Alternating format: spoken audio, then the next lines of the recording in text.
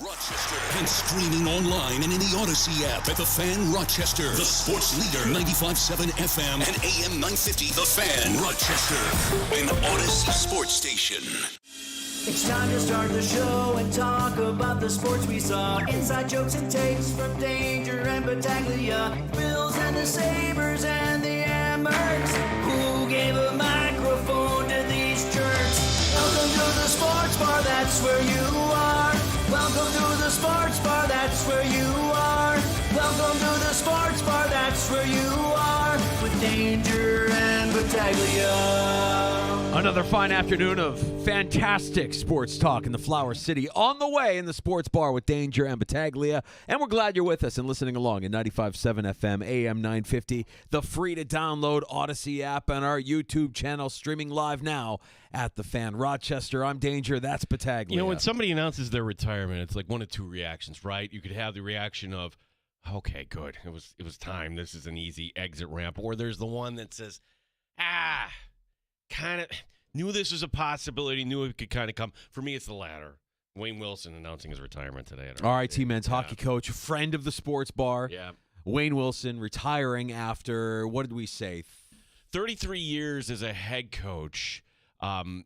Built that program from the ground up. Division III, transitioning to Division I at RIT. And he was there through that transition? Yeah. Wow. Yeah, like he won in Division III, and then getting the team in, what was it, year number 5 to the Frozen Four? Yeah. Unbelievable. And with that, everybody got excited. You got the money to build your own arena. Literally, he built that program. And it's just going to be a tough act to follow. So, Coach, congratulations. Do we have any intel or insight as to who could be next in line at RIT? Well, I don't. The school says that they're going to announce in the coming days who his replacement is going to be. Okay. So that just tells me, all right. They have somebody in mind. Right. So there's 2 assistants there on his staff, Brian Hills and as well as David Sulaco. Wayne is 63. Brian Hills is actually a year ahead of him in Bowling Green. That's how far back those 2 men went. I know Hillsy would do it if he was asked, but normally you don't see somebody at age 64 getting his first gig as a head coach. Okay. So I don't know if that's going to go. So to me, David Sulaco. Hold on. And Sulaco?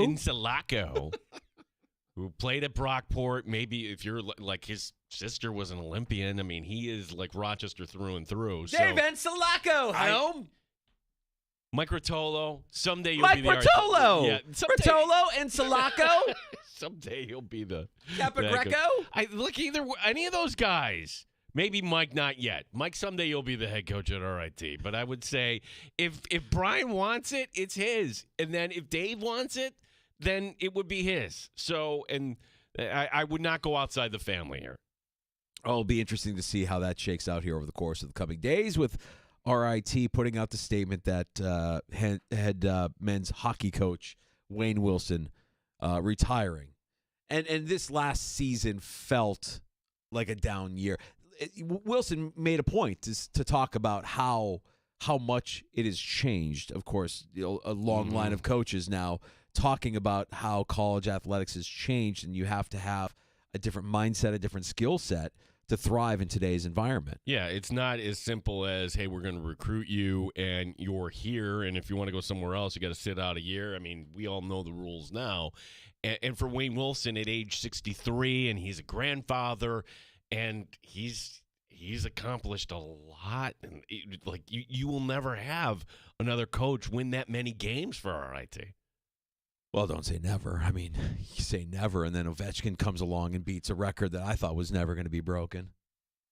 No, 25 years at RIT?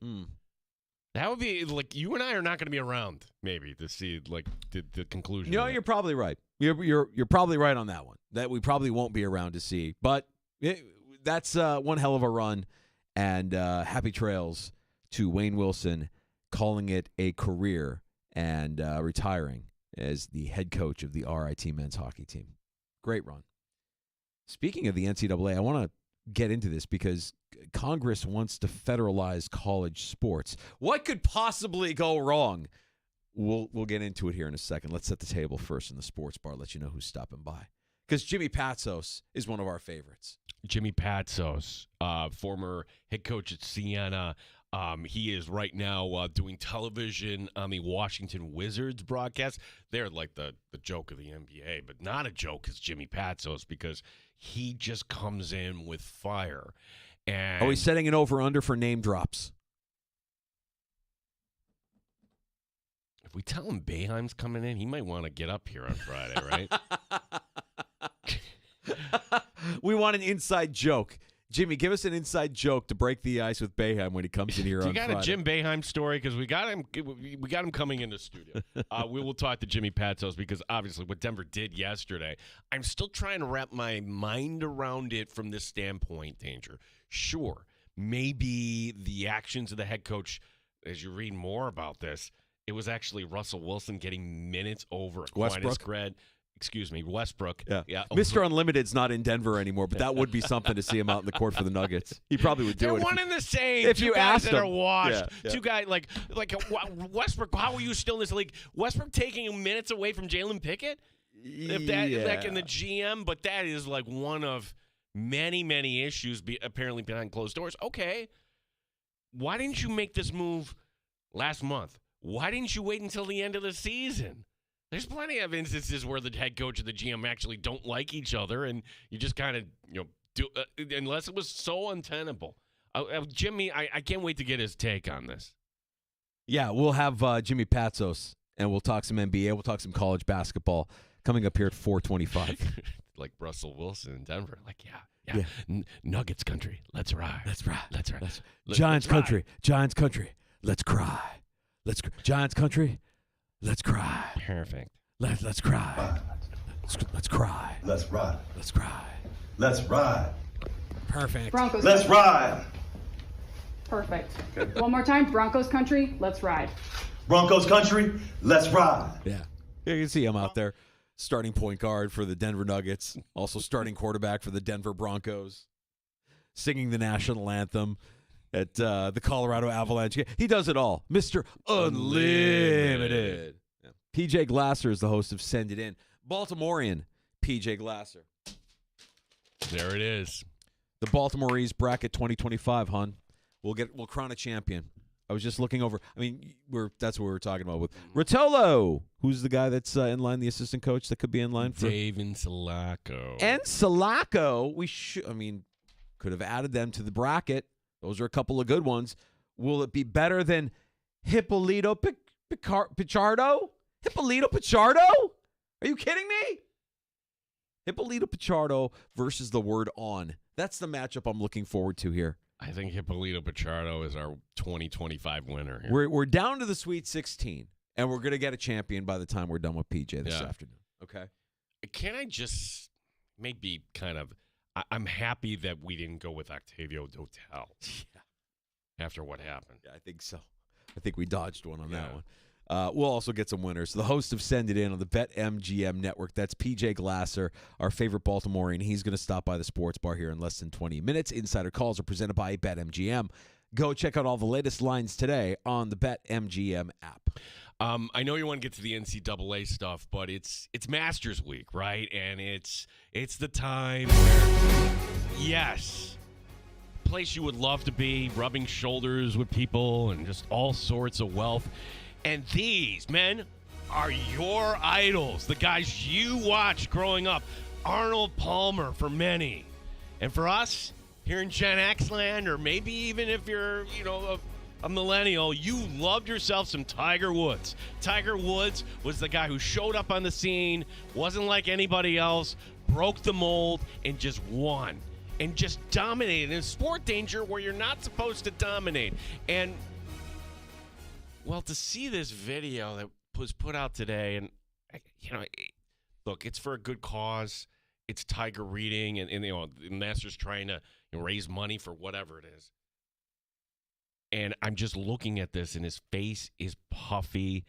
His eyes are kind of bloodshot. He's slurring his words. He just looks like he's in a tremendous amount of pain.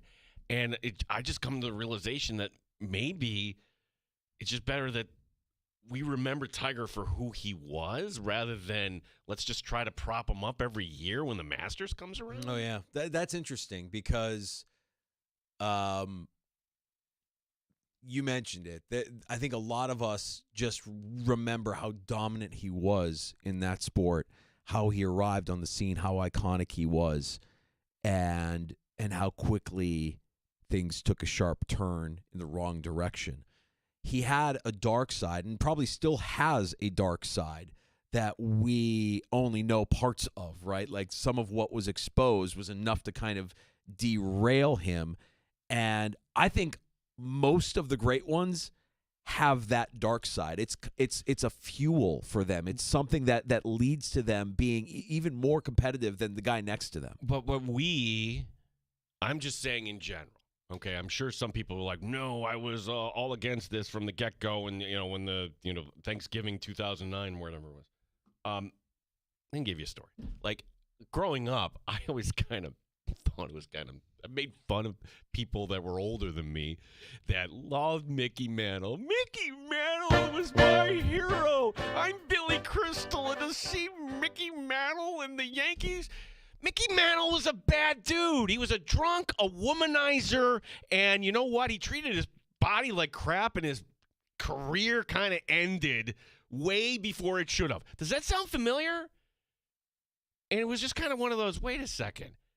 I'm making fun of the generation ahead of me for idolizing somebody they shouldn't have. Yeah.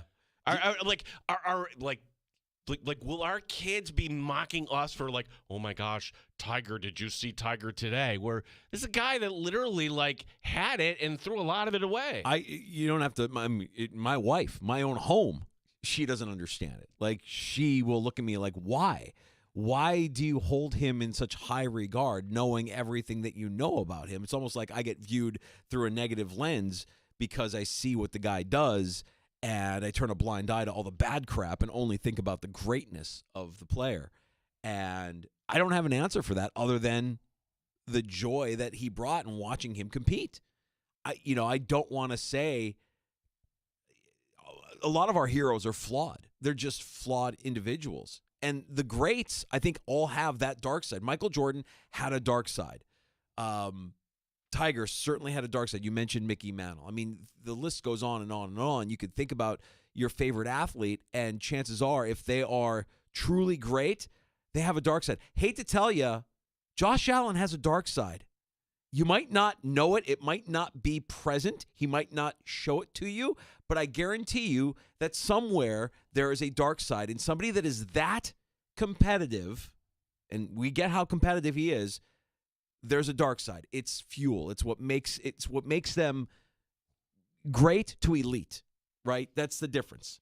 And when Tiger lost that, when the dark side was exposed, everything fell apart. His game fell apart. His swagger fell apart. Everything fell apart. His body fell apart. Body fell apart. And his body's still falling apart. I mean, you mentioned the video, and I haven't had a chance to see it yet. The last I saw of Tiger, I think there was a post or something that his girlfriend put out that they basically making it public that Tiger is in this relationship. I don't know who the girl is, but they're like laying in a hammock or something together, and I didn't recognize him. Yeah. I saw him like, that's Tiger? Boy, you don't know who it is? I'm not going to say. Like, you could look that up. She's married to a Trump. Who? Oh, she's married to a Trump? Oh, yeah. I don't know anything about her. Yeah. Really? That's where like, oh, okay. Who cares? I didn't even put two and two together. Had no idea. I just saw a post cross my feed, and when I saw who she was talking about, I'm like, oh, wait, she's talking about Tiger. Oh, my God, that's Tiger? So I get what you're saying. I didn't recognize him. I'm like, well, I wonder, just what he's going through right now in terms of recovery, medication, anything in terms of his rehab, and what kind of a physical toll that's putting on his body.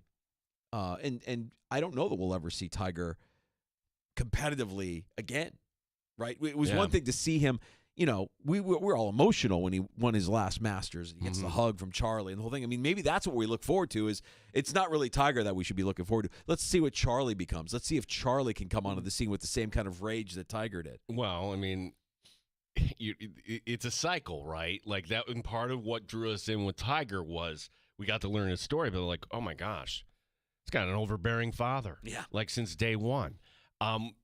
Will Tiger end up being like that with his son? Will he play it a little differently? Will his son feel the same pressures that Tiger did? That's a heck of a name to live up if he decides to continue to go on that path. Right.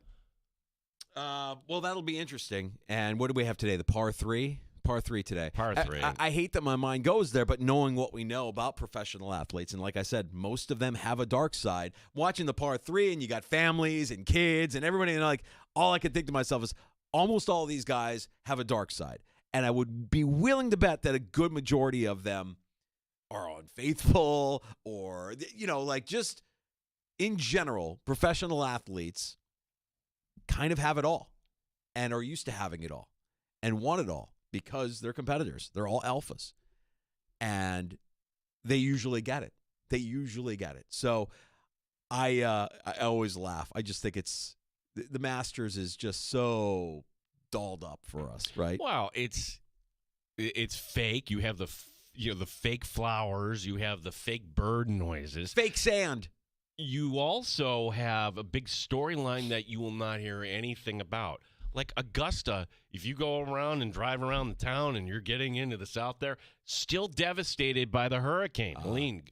Lena, you went ripped through. And I'm not so into the Masters where if I watch a particular hole, I'll be like, well, that looks a little different. The only thing I can kind of draw from was, hey, I've been to Oak Hill before, but I haven't been back since they were. And then when we showed up for the 2023 PGA Championship, like, whoa, the heck did they do here? Where did all the trees go? What? And then you understand why, and I didn't like it, but I don't know if we're going to have that reaction. But Augusta National has told CBS, no. We're not going to talk about anything that is bad. Amazing. Even if it's just kind of relatable. The whole community went through that. Amazing. Just absolutely amazing how they control their messaging. In a lot of ways, it's like what the NFL does with their messaging. It's Oh, no. I think this is on a different level. The fact that, honestly, you can't call it rough. The first cut. You can't call them the second cut. You can't call them fans. You have to call them patrons. Yeah. Like you legitimately, well, it's their product. It comes off as like an infomercial for this club. Limited commercials, though. I appreciate that. The same 4 commercials on repeat throughout the course of the weekend. This is going back a few years, but when Augusta National was in a fight with NOW, the national organization with women, and they basically, hey, let a woman in. Augusta National's like, we will on our own timeline. Okay, well, then we're going to protest all your advertisers. You know what? Okay, then we're not going to run any ads.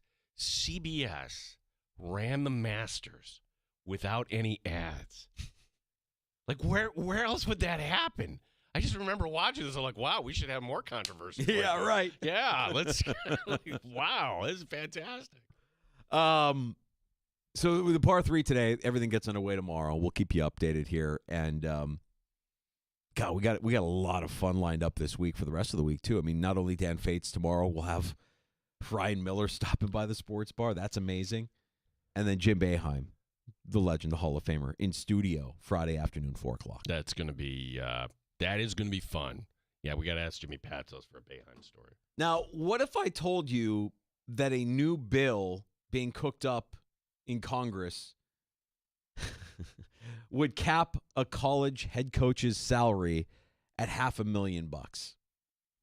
I would just say that is some Congress person just trying to grandstand a little bit, right? Really? Okay. Good luck. The Restore College Sports Act has been introduced by Representative Michael Baumgartner, Republican out of Washington, and it would replace the NCAA with a new federal organization, the American College Sports Association. Led by a commissioner appointed by the president, NIL revenue that would be shared among the athletes, all athletes. Schools would equally split broadcast revenue. Athletes would be able to transfer freely without limit, and coaches would make no more than 10 times the full cost of attendance at their school. So if you're a $50,000 a year school, then the coach would make no more than $500,000 a year. Come on. Get out of here with that. Like, okay, well, then that means the tuition at UConn just went up to $800,000. So, like, I'd be very upset about that, to pay for Danny Hurley to make sure you're in line. Yeah. I think the storyline is this, though, Danger, is that the NCAA, when you look back, centuries from now, and they're doing some, things on bad business, how they couldn't see what was coming, how Mark Emmert and other leaders in that fat, bloated organization couldn't see where the puck was going and just thought, you know what, it's going to be this way forever and ever and ever, and just not only like not proactive, just in complete denial. And here they are. And here you have actual legislation that would abolish the NCAA. I don't know, a lot of people would be like, yes, I hate the NCAA. You know what I hate more? Congress. Yeah, I don't want this. No. Yeah. The problems with the NCAA are clear, and you mentioned it. I mean, the NCAA has been bleeding credibility for years with the constant lawsuits and inconsistent rulings, and now an organization really with zero power. So, what does college sports need? We haven't done a deep dive into this, but like, how about a labor structure where you have the athletes, creating a union or a players' association, some sort of antitrust exemption to protect against lawsuits once you have a CBA in place, and a professional style kind of governance the way you have in the NFL or in a professional sports league where the Power 5 football and basketball conferences have clear separation, and those sports have clear separation from traditional Olympic sport, college athletics. That's where I'm throwing the flag on that. Like, they've already passed this law. It's called Title IX. So you mean to tell me that you're going to pay some athletes more, but you're not going to pay the women's swim team or whatever it is? I think ultimately what might happen if you go down this road is, all right, well, hey, I know you want to come to Syracuse here to play softball. You would just get rid of any program that just doesn't even come close to making money. What you need is schools to treat players like employees. I mean, really, that's what this comes down to, right? And then the employees unionize, and you have a union of athletes and schools treating players like employees. And I don't know that this gets you there. This doesn't really feel like it's a lifeline for college sports more than a life jacket that's made out of concrete. Well, the whole NIL thing is wonky, though, right? Well, you're a fan of the team. We're going to ask you for money. So it's dependent. If you want our team to win, it's dependent on you. Open up. Like every school, even Division III, Danger, hey, it's the day of giving. Give. Like, no, isn't it just enough to be a fan? Can't I be just a fan of the team and buy a ticket and a hot dog? No, I've got to write a check to Syracuse for the NIL fund now. Right. It'll be interesting to see if that goes anywhere. I just saw that cross my feed. This 2 days in a row that I've seen. There's the NCAA settlement that's nearing a conclusion, and this was introduced yesterday. And I just think the whole thing, like every day, it feels like there's somebody else is raising their hand saying, I know how to fix it. We can fix this, because it's clear it needs fixing, and nobody's getting to the point where we actually know we need to go. Or at least they're taking the baby steps to try and get there. We'll see how it all plays out. You know what you have to thank for all this? A video game. Madden. Yeah. No, I'm sorry, Madden. NCAA. Yeah.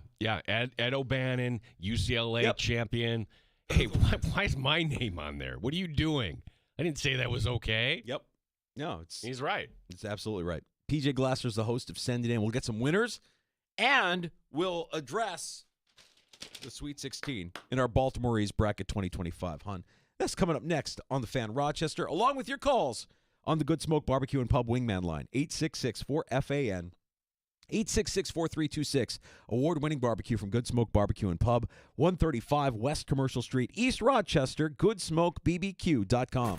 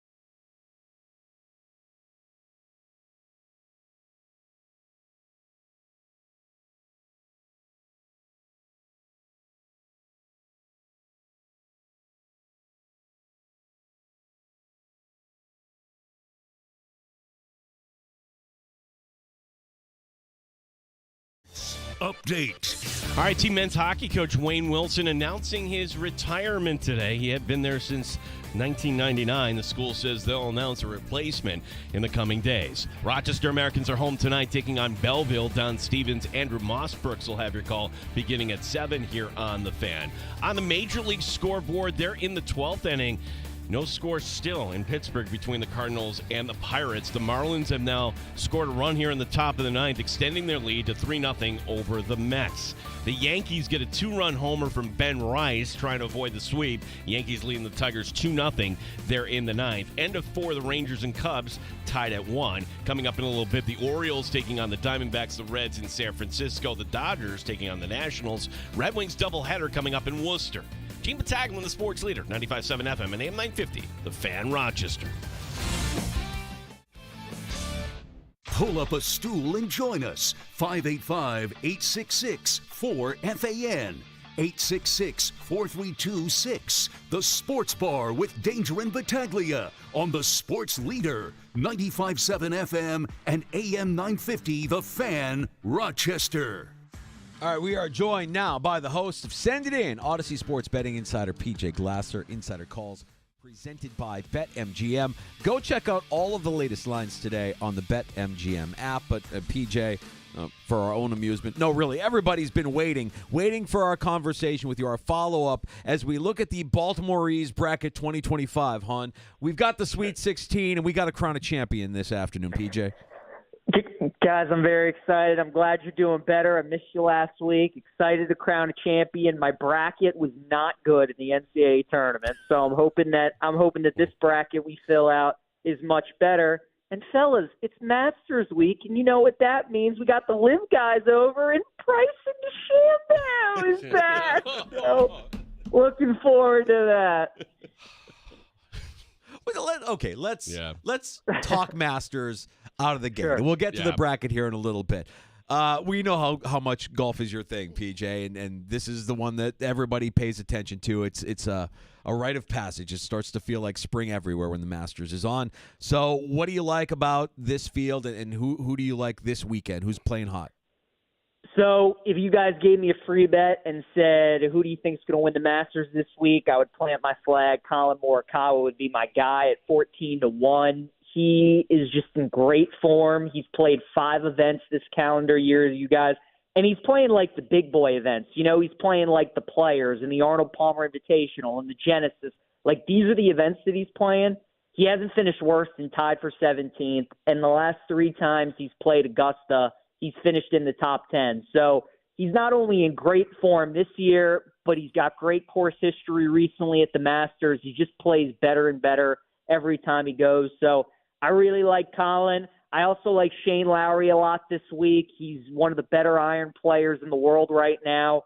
Also a guy that every time he goes to Augusta, he's getting better and better, and he's getting more comfortable. He's played well in some big events so far this year. So I like Shane Lowry. And then a longer shot I would keep an eye on, Russell Henley is another guy that I like this week. You can still bet him at around 50-1. Russ won at Bay Hill, the Arnold Palmer Invitational, probably the toughest course that they play all year. So if you can win at Bay Hill, you can win on any golf course, and you can win at the Masters. Russ finished tied for 4th there a couple years ago. He's a guy that went to the University of Georgia. He loves the area. He knows it well. And I was just watching a TikTok, you guys, that since 2000, the winners of the Masters have only combined to make 6 double bogeys. Like, that's what this tournament is really all about. It's who can avoid the disasters, the doubles, the triples. Russ is one of the best guys on tour when it comes to bogey avoidance. He's so steady. He's great at just making pars, making birdies, and I think he'll do that this week too. So Morikawa, Lowry, Henley, 3 guys I would look at this week. All right, I'm going to give you one for no other reason. This guy, Cameron Smith, shows up in a suit. I'm not talking a track suit. His practice round today, PJ, a suit. So I'm taking Cameron Smith at 50-1. Gene, I'll send you my Venmo. You just send me that money that you're going to place on Cameron Smith, because he's got 0. Cam Smith, I mean, this was one of the best players in the world a couple of years ago. But when we talk about, like, you know, guys that go to live, are they going to be motivated because they get all that money up front? Like that is Cameron Smith. The guy just doesn't try anymore. He stopped. He's not the same player. And it's a shame because when he was playing on the PGA Tour, I mean, Cam Smith would come to Augusta all the time and would be great. I mean, he was always in contention, but like his live stats are atrocious. He has not been in good form at all. So, I mean, watch, I say that, and he ends up winning this week, Gene, but I want no part of Cam Smith this week at all. PJ, what else were you discussing today on the show, and how can we get some winners? What's where are you leaning as far as your action this afternoon and tonight? It was a lot of Masters talk today, you guys. Obviously, we obviously got a big NBA game. Luka making his return to Dallas tonight with the Mavs and the Lakers, so that should be fun. I did bet Dallas plus 3.5. Just because, again, like everybody in the world is going to see Luka going back to Dallas. They're going to bet the Lakers. They're going to bet Luka over points. They're going to think that he's going to go insane tonight. And look, it's Luka, so it obviously wouldn't be crazy if it happens. But let's not forget Anthony Davis is also going up against his former team, right? He's probably got something to say about that as well. So I'm actually looking at it from the Anthony Davis side. I like his over points over 26.5. And I like the Mavs to cover the 3.5 in that game as well. And then a couple of baseball plays. The game just started. I took the over 10 in San Diego and the Padres and the Athletics.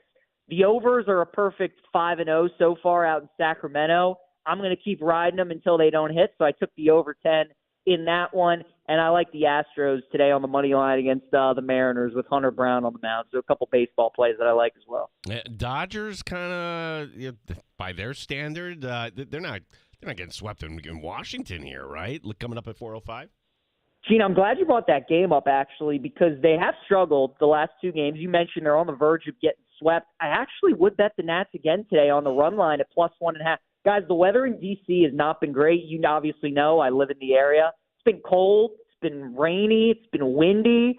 And a team from L.A., they don't want to deal with that. And it showed with the way that they've played. They haven't pitched well. They haven't hit well. So it's nicer today than it's been the last couple days. But, it's certainly not Los Angeles weather. It's certainly not 70s and 80s. So I actually like the Nats today on the run line, plus 1.5 at minus 110. That's a good call, Gene. I like the Nats too. Hey, PJ, quickly back to the NBA because the regular season is winding down, and I'm wondering if you've looked ahead to the futures here, the postseason, and if there's any value in any of these playoff teams. The West, I think, is so fascinating now, you guys, because of the news we had with Michael Malone yesterday, right? I mean, That was insane. Just them firing and watching Denver's price now continue to go up. It was plus 900 yesterday.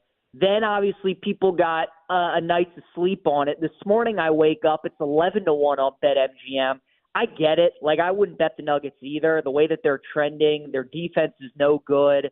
They're just relying way too much on Jokic. And to fire your coach at this point tells me that you're just desperately searching for answers, and I just want no part of that team. So I think now it's really become a three-team race a little bit with OKC, the Lakers, and the Warriors. I kind of think Minnesota is a little interesting, too, at 20-1. If I had a bet, it would probably be on them or Golden State, I think, at this point. Obviously, Minnesota made it to the Western Conference Final last year. They made a big trade this offseason. Towns going to New York.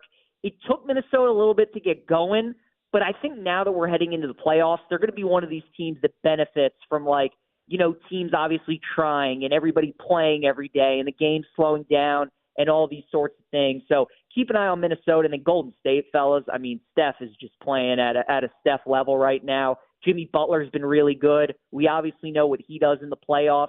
I just can't buy into OKC as a minus favorite when we haven't seen that core group do it yet. So I'm trying to beat OKC at some point, and I think the Warriors and the T-Wolves are two teams to do it. Did you see who's on the mound today for the not called Sacramento Athletics? I believe his name is Oswaldo Beto. Yes. Is that right? Oswaldo. No, that is we got to bank this guy for next year. Oswaldo Beto, 1-0 on the season. That's spectacular. Oswaldo, guys, I think is a 3 seed. I mean, that's a double namer. It's pretty good. if he has a good year for Sacramento this year, he might bump up to a 2. But right now, Oswaldo Pito will put him in a 3 seed. All right, let's get it done. This is the Baltimore East bracket 2025, hon. We're talking Sweet 16.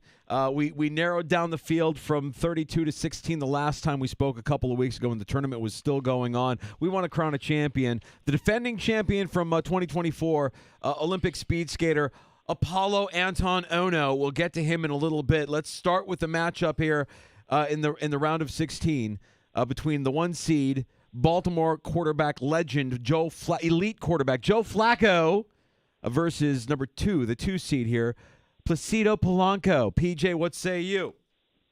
Man, this is a good one. Again, double namer, right? Placido Polanco. But when you are the quarterback of the Ravens and you won a Super Bowl and you're elite and we'll see what happens with Flacco, whether or not he gets into the Hall of Fame. But the guy was the quarterback for the Ravens. So with that name. With that name, exactly. So apologies once again to Placido Polanco, but Joe Flacco is moving on in the 1-2 matchup. Very good. All right, the 3 and a 13, the 3 seed Benito Santiago, and the 13 seed, surprising everybody so far in this tournament. We're talking about the Toronto Blue Jays, Joey Loperfido.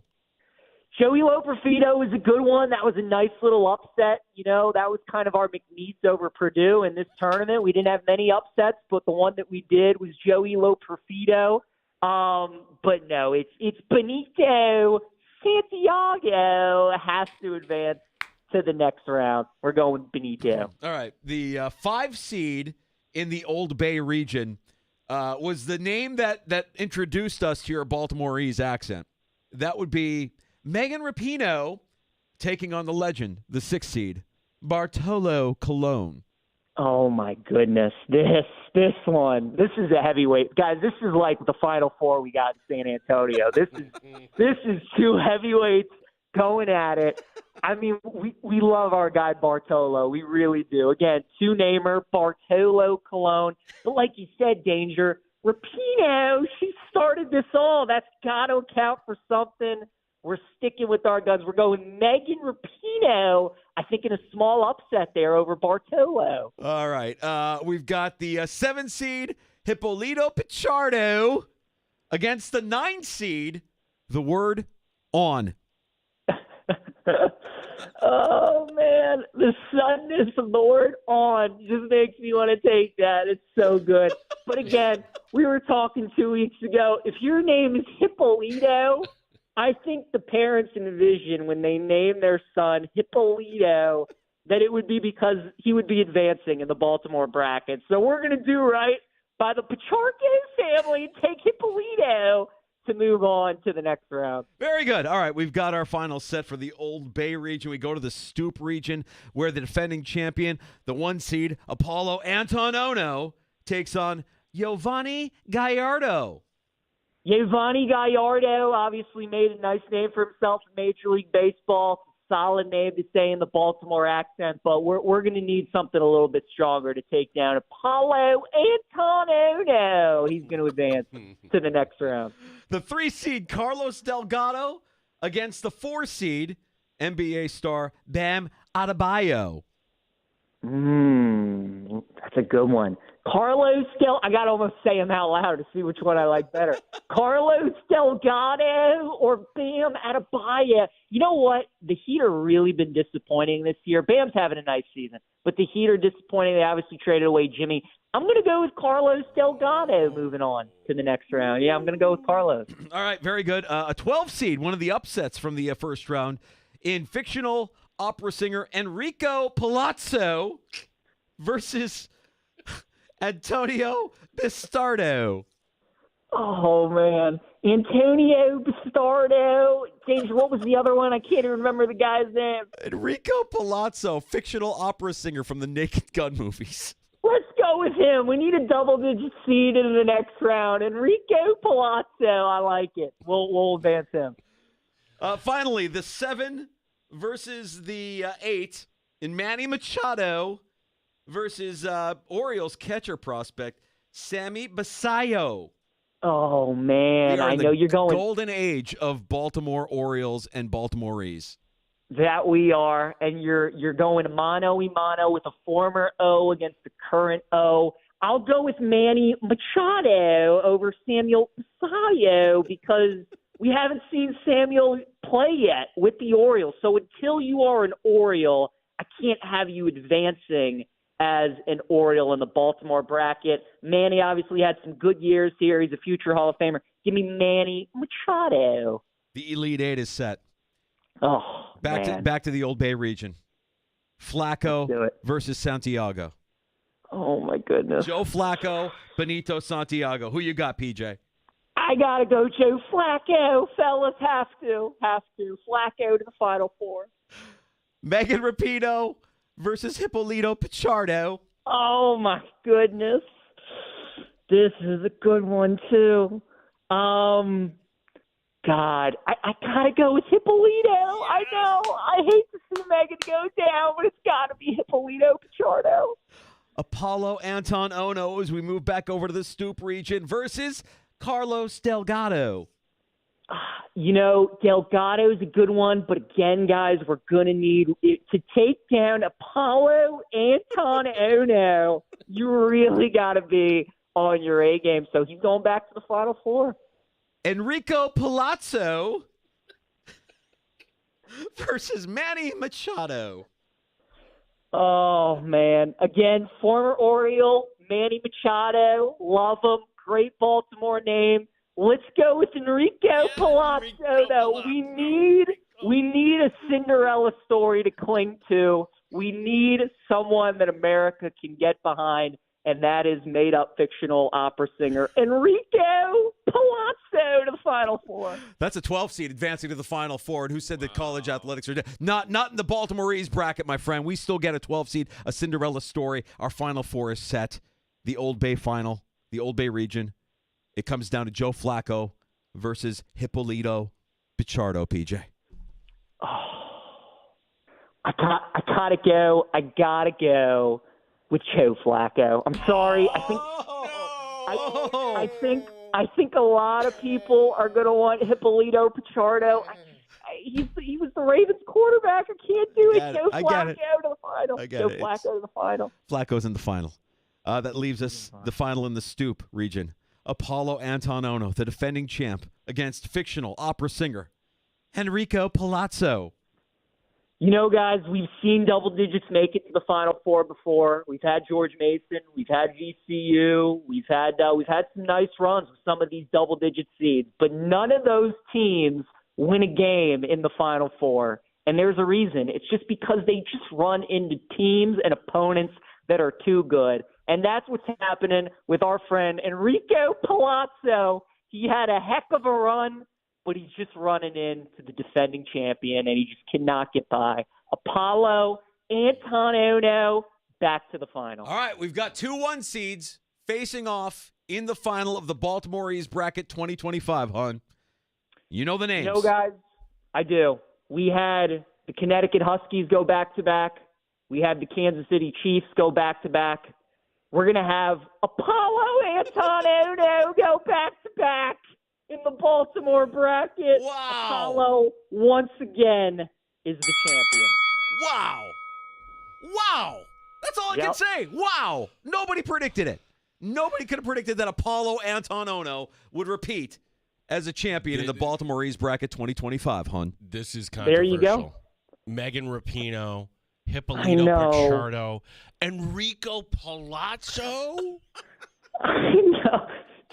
I know, Gene, I know. We were so close with so many. I will tell you, if we're setting odds, right, if we're setting odds at the Rochester station for next season, and we have Apollo Anton Ono as the favorite, guys, I'm telling you right now, if he has a good year this year for the Sacramento A's, our guy, Oswaldo Pino, keep an eye on him. Keep an eye on Oswaldo for next season. It was a tough year, but Apollo's just Too good. Too good. I thank you for humoring us as always, PJ. You're an unbelievable sport. The Baltimore East bracket will get shelved until we get to March Madness again next year. And in the meantime, let everybody know that on Send It In, you get more than just your sparkling personality. You get winners. Talk to us about the show. We do, guys. Send it in 1 to 1:30 p.m. Eastern Time, Mondays through Fridays. You can watch us on Twitch, on YouTube. We live stream the show on X as well, on the BetMGM network. So check us out. The occasional Baltimore accent, but also plenty of winners. And great time of year in sports, guys. Obviously, we got the Masters, Stanley Cup playoffs, NBA playoffs coming up. We got the draft in a couple weeks. So a lot that we're talking about every day on the show, and obviously baseball in full swing as well. PJ, you're not a good sport. You are a great sport. I literally have tears in my eyes. Appreciate you, buddy. Gentlemen, always enjoy it. I appreciate you taking the time to make the names, make the bracket. Always a good time. And like I said, at the Masters this week, we'll be rooting for Bryson DeChambeau. That's our guy. How about another guy on Live, Sergio Garcia as well. Oh, you like Sergio? Okay, all right. Sergio. I think Sergio's got some potential. Love it. PJ, you're the best, man. Enjoy the rest of your day. Take care, fellas. There he is, PJ Glasser, the host of Send It In, Odyssey Sports Betting Insider Calls, presented by BetMGM. Go check out all the latest lines today on the BetMGM app. He got it wrong. You're upset. Like Hippolito Pichardo is one of those names that you haven't heard for years, and when you pull it out, it's like, oh my God. Oh, I'm not upset at Apollo Antonono winning back-to-back years. Apollo Antonono is an all-timer. It is a legendary program. It is absolutely elite. It's a blue blood in the Baltimore East bracket. Has to perform, has to make an appearance every year. And Joe Flacco making it to the final is strong as well. I kind of knew Flacco was going to get a run. Seems like Flacco has a soft spot in PJ's heart. There it is. The annual Baltimore East bracket. 2025 completed, and it's back-to-back for Apollo Antonono. Amazing. All right, let's take a break. Let's shift gears. NFL draft, and there's one prospect in particular who's in the news a lot because of who he is, his name, and of course, the position he plays. We're talking about Shedeur. Well, Shedeur, I think a lot of just the speculation is, all right, does Cleveland take him at 2 and not the Giants would take him at 3, right? But you're more chatter that, wait a second, he's not worthy of a top 3 pick.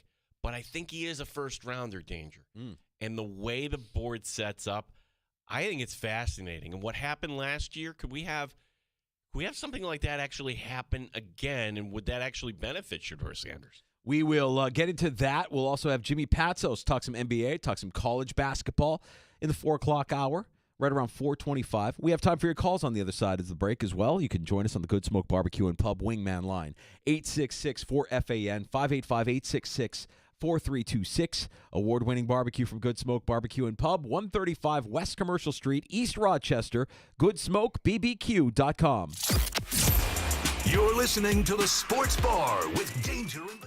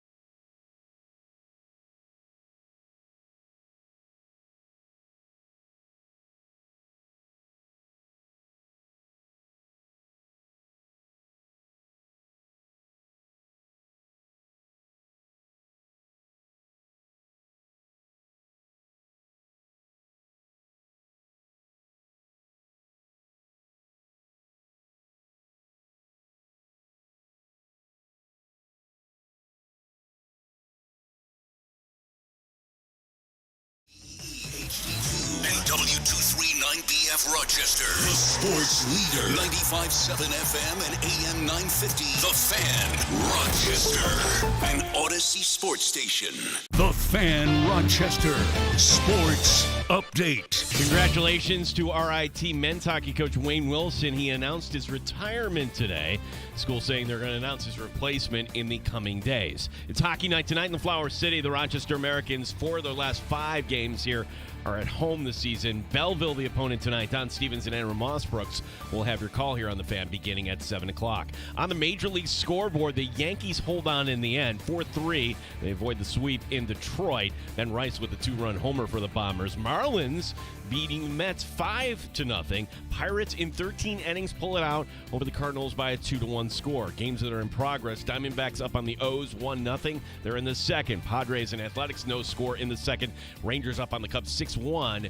They're in the seventh. Gene Battaglin, the sports leader. 95.7 FM and AM 950. The Fan, Rochester.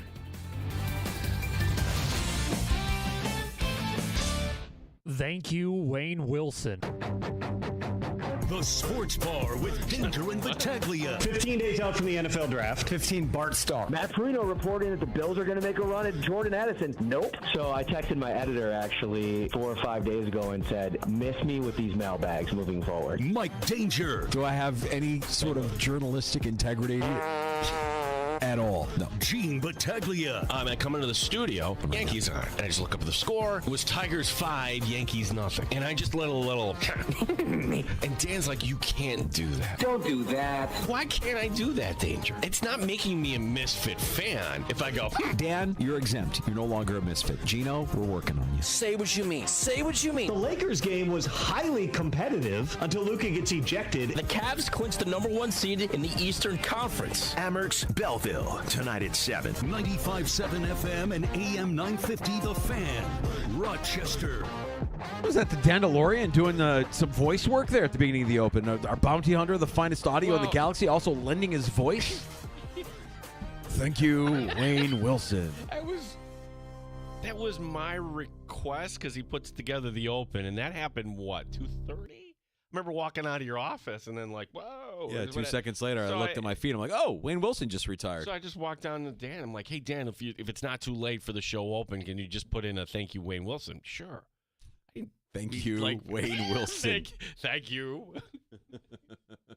Well, Dandalorian, following orders. He's a team guy, that Dandalorian. For sure. We're going to get to Jimmy Patsos, talk some NBA, talk some college hoops here in about 20 minutes or so. One of our favorites, Coach Patsos, stops by the Sports Bar for a quick visit later on this hour. And we have time for your calls on the Good Smoke Barbecue and Pub Wingman line as well, 866-4FAN. Award-winning barbecue from Good Smoke Barbecue and Pub, 135 West Commercial Street, East Rochester, goodsmokebbq.com. I feel like we're behind in our draft talk, and maybe it's because, at pick 30, you're hoping for a defensive lineman. Maybe it's a wide receiver for Buffalo. The top of the draft, it seems like Tennessee's going to take Cam Ward. And then the question is, where does Shedeur go? Well, let's just take a step back to last year, Danger. The surprise of the draft last year, it was Atlanta, right, at number 9. Fresh off of paying Kirk Cousins all that money. They went ahead anyways and took a rookie quarterback in Michael Penix. Might this start a trend? Let's say Shedeur Sanders falls out of the top 10. I'm saying, like okay, Cleveland, say the draft goes like this. It's going to be Cleveland taking Hunter, and then the Giants take Carter, and then what happens then? I could see Sanders falling out of the top 10. It's possible. I'll put the odds at 50-50. This is where it gets really interesting, though. Teams that don't need a quarterback, but could they? Should they? Like the Niners at 11. That's a yes and yes. They could. They could, but I don't think they will. Purdy's their guy. They're going to pay that guy eventually. They haven't. I know, but they will. The Cowboys at 12. That's interesting. Should they? No. But, of course, Jerry could. That's interesting. That would be, and, of course, probably, if they're on the clock, do you think Dion has Jerry Jones' cell phone? Do you think he's texting him, take my son? And if you're saying, oh, no, that's the personnel people. No, it's a Jerry pick. The Dolphins at 13. Yes and yes. If somehow Shedeur Sanders is there at 13, yes, the Miami Dolphins should take him. That would be the ideal scenario. And if you, at some point, you can move off of Tua if you think you got something there. Colts at 14. Why not? Let's get crazy. I know it didn't work out with the other guy. Falcons at 15. That's okay. Now that's where I put a stop to it. Another point here, though. Going through this exercise, and I know Steeler fans are like, this whole Rodgers nonsense. It's not going to matter anyways because maybe we end up with a shooter of Sanders. I don't think you do. I don't think he's falling to 21 to Pittsburgh. Right. I would put Milroe to the Steelers before Sanders falling to the Steelers at 21. I mean, if you want Milroe, he's probably yours there at 21 if you want him. And then even if you end up with Rodgers, you have your guy of the future in Pittsburgh. You would hope you have a better result than what you had the last time you went for a first-round pick at quarterback and Kenny Pickett. That's interesting. It's weird to me that Shador has kind of fallen out of favor, somebody that was originally thought of to be a lock as a top 3 pick, and he's kind of drifting into later in the first round. Which I think that Deion's playing chess here because do you want your son going to Cleveland? Probably not. Do you want him going to the Giants? We're a fine organization.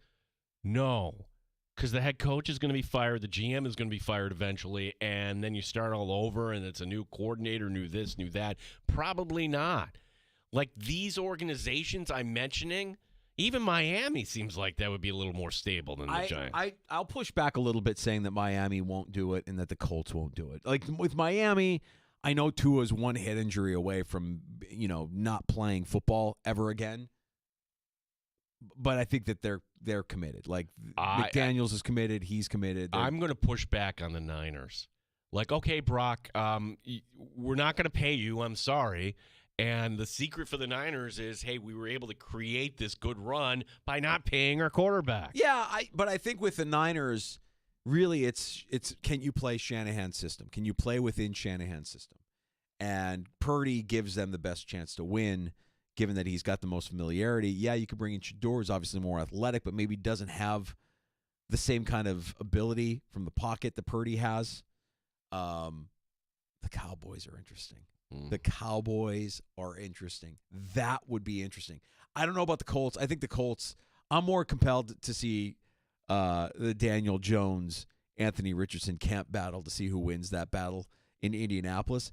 But Shador could be better than both of them. You're right. Okay, so give me a team that you would love to see Sanders go to. And I've seen one mock, but I don't see him falling this far. I would love him to see him land in Los Angeles with McVay. I think a year with Matthew Stafford, you give Stafford one more chance, and then you give Sanders the whole year to kind of learn, ramp up, and then see. Do the Rams have a first rounder this year? I feel like they're 26. They traded away all those first round picks so many years in a row. I forgot that they were even allowed in the first round. So they're at 26. Well, if he falls beyond 21 in the Steelers, does he fall out of the first round altogether? Could he fall out of the first round altogether? I can see McVay taking him. He is not falling out of the. He's not Geno Smith the 1 year, or who was the quarterback? He's now in Green Bay, the guy from Liberty. Malik Willis. Yeah, he's a first rounder. No, he's a third rounder. Right. Yeah, I don't view. I know a lot of people have kind of comped what Sanders is to Willis, and the idea that Sanders and Willis were both kind of thought of as first-round guys, but didn't get drafted until the third round. Does history repeat itself, and Sanders falls out of the first round altogether? See, I think that Willis, and we kind of looked this too much, was that Liberty ran a high school offense, basically, and that all right, no team was going to say, hey, you're our guy. They didn't want to kind of do that. And the limited sample size in Tennessee, he's not ready yet. But give Willis credit, and it seems like he's got a home there in Green Bay now. Well, he has a system that he can understand. And LaFleur, to his credit, made something happen. I remember thinking last year, as much as it pains me to say it, that the Packers with LaFleur, to me, was like almost Coach of the Year worthy when you consider how he had to battle through the Jordan Love injuries early in the season with a guy that nobody wanted at quarterback, make the most out of it, and win some games with Willis at quarterback. I thought that was impressive. I can't say that I believe Willis is that impressive, But at least he's in a system now that he understands, and they can get the most out of him. And I guess with the Niners, if you think that that's what this is about, if this is truly about getting a quarterback, if it's only about getting a quarterback on their rookie deal, then yeah, I guess I would say the Niners would be in play there. But I just think that I think they like what they have in Brock Purdy. I think they like what they have in a guy that got him to the Super Bowl, and you eventually have to pay your quarterback. It does happen. Yeah. Eventually you have to pay him. I mean, if you draft Shador and it works out, then 4 years later you're going to be paying him if it works out. So eventually you have to do it. You no longer have that advantage of the quarterback on the rookie deal. That's going to be fascinating. Speaking of the NFL draft, day one of the NFL draft, that Thursday, the 24th, we are now 15 days away. Wow. Three Heads Brewing on Atlantic Avenue, neighbor to the arts. Got a message from one of our regulars on our Facebook page at the Fan Rochester. Where are you guys going to be for the draft? Heard you talk about it. Tell us more. Yes, Three Heads Brewing, Atlantic Avenue, in the neighborhood of the arts. We're live from 3 until 6 for day one of the draft, leading up to round one. The show is live. Three Heads Brewing, Atlantic Avenue. We can share a cold one and maybe a win or two. Wonder where we'll be sampling that day, too. I've seen some of the offerings cross my feed, and they all look amazing, as always. The Three Heads does it right. Crazy good beer. Crazy good beer. Although, can I make I'm going to raise my hand here and say, I think when I turned 50, this is going to be hard for me to say.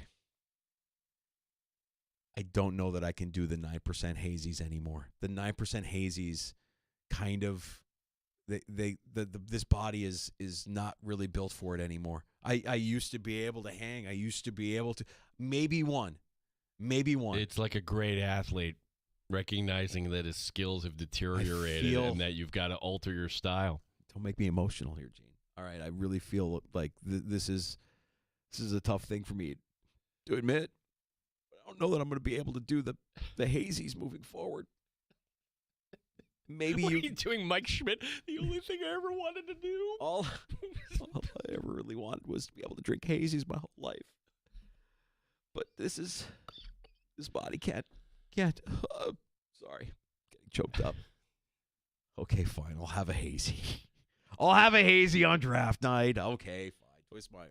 Well, it's funny. Like somehow the guys over there, like Biggie, just puts it right in front of you. Yeah, he just knows. Like, oh yeah. Yeah, Biggie knows me well. He knows me well, and well, he also he's a very bad influence. Mm-hmm. If you know Biggie and you know what I'm talking about, he's just a bad influence. He's somebody that's going to be like, oh yeah, here you go, have this. This is going to make you feel special. Thanks, Biggie. That's coming up here 15 days from now, almost 2 weeks away from the NFL draft. We're going to ramp up our draft coverage here the final 2 weeks leading up to round one. Yeah. At the Masters. So the par 3 tournament coverage is on ESPN.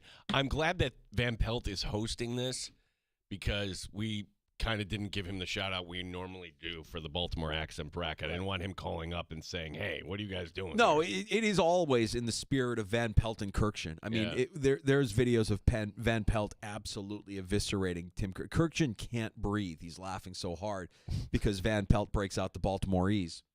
And the whole genesis of the bracket was PJ Glasser coming on our show. We were talking Women's World Cup with him. And when he said the name Megan Rapinoe, it came out. We're like, oh, my God, the Baltimore E's is strong in this one. And we threw names at him, and he one after the other after them. I'm like, all right, we got to do a bracket. So PJ, yes, in the spirit of Van Pelt and Kirkjian, but they didn't do a bracket. They never did they did a starting lineup once, a baseball starting lineup, which was, if you've seen that online, it's fantastic. Hard not to laugh. We have a follow-up to the story regarding Yankees outfielder Cody Bellinger. So Cody Bellinger, new addition to this team. Yankee fans really, hoping that his bat can provide some protection for Aaron Judge.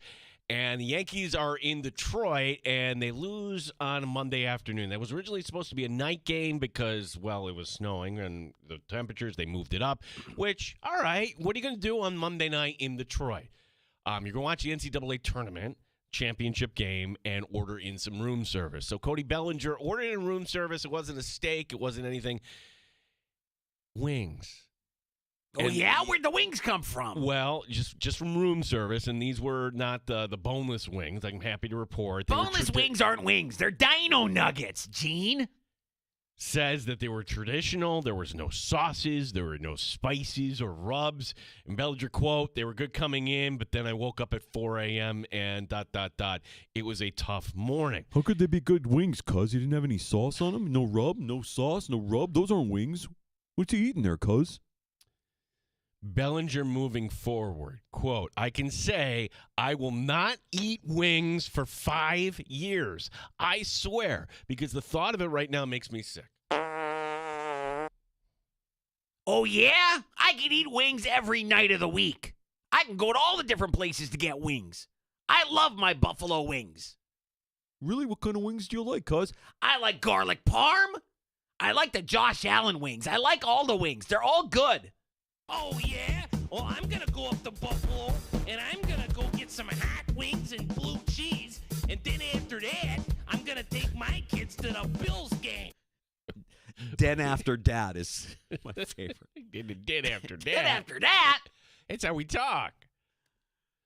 I don't want to offend anybody, but we are from Rochester, and that is how we talk. I'm sorry. That we own it with pride. Watch. I know, like if he's on the leaderboard, John Rahm, people will be reaching out. John Ram? John Ram. Oh, I like John Ram. He's good. I like that John Ram. You know who else I like? I like Sergio Garcia. Yeah, cuz you like her? Yeah, I like her. You know why? Is it because he married somebody from Rochester? That's right. I knew a friend who knew Erica. You knew Erica? Oh, yeah? Yeah, cuz I dated Erica's cousin. I dated Erica's cousin, too. Hey, we're Eskimo brothers.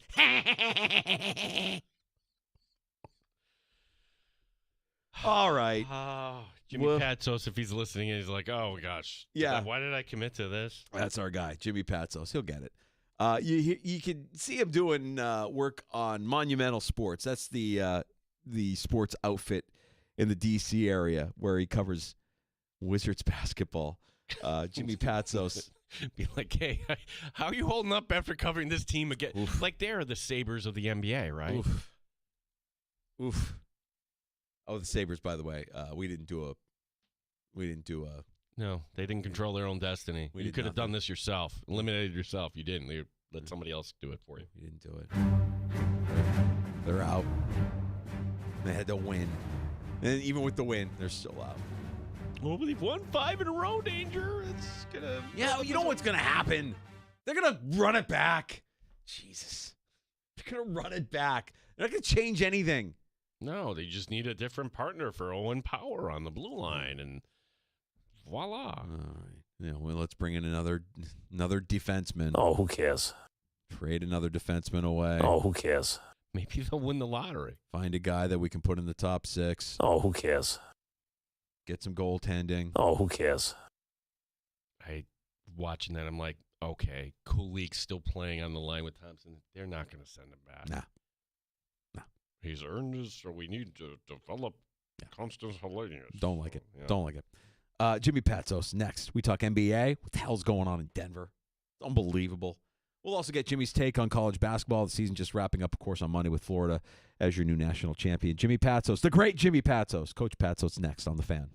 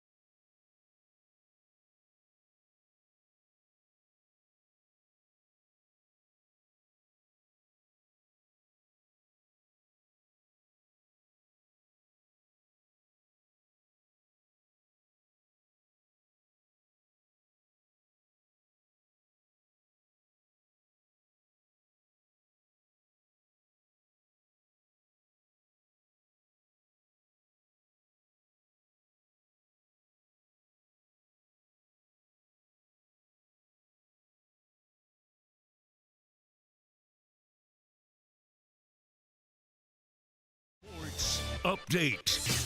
He led RIT going from Division III to Division I in hockey, a Frozen Four a few years later.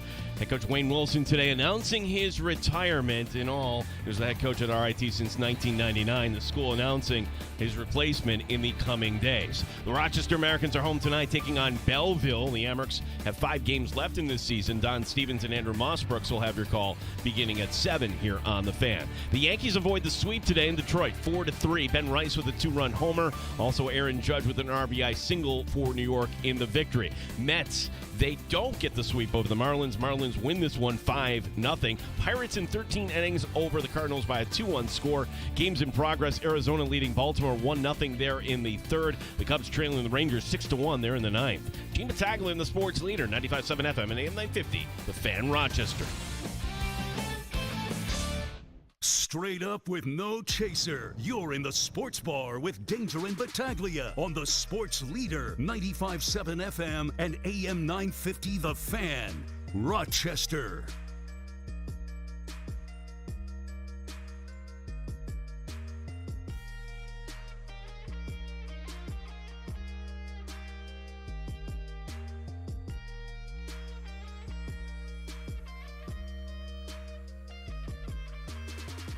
Back in the sports bar, it's Danger and Battaglia. Scheduled to be joined by Jimmy Patsos, who is an analyst for the Wizards on Monumental Sports, our buddy, Coach Patsos. We're trying to get him on with us here. Talk a little bit about what went on in Denver yesterday. The Nuggets firing their GM and head coach with the season drawing to a conclusion and the postseason ahead.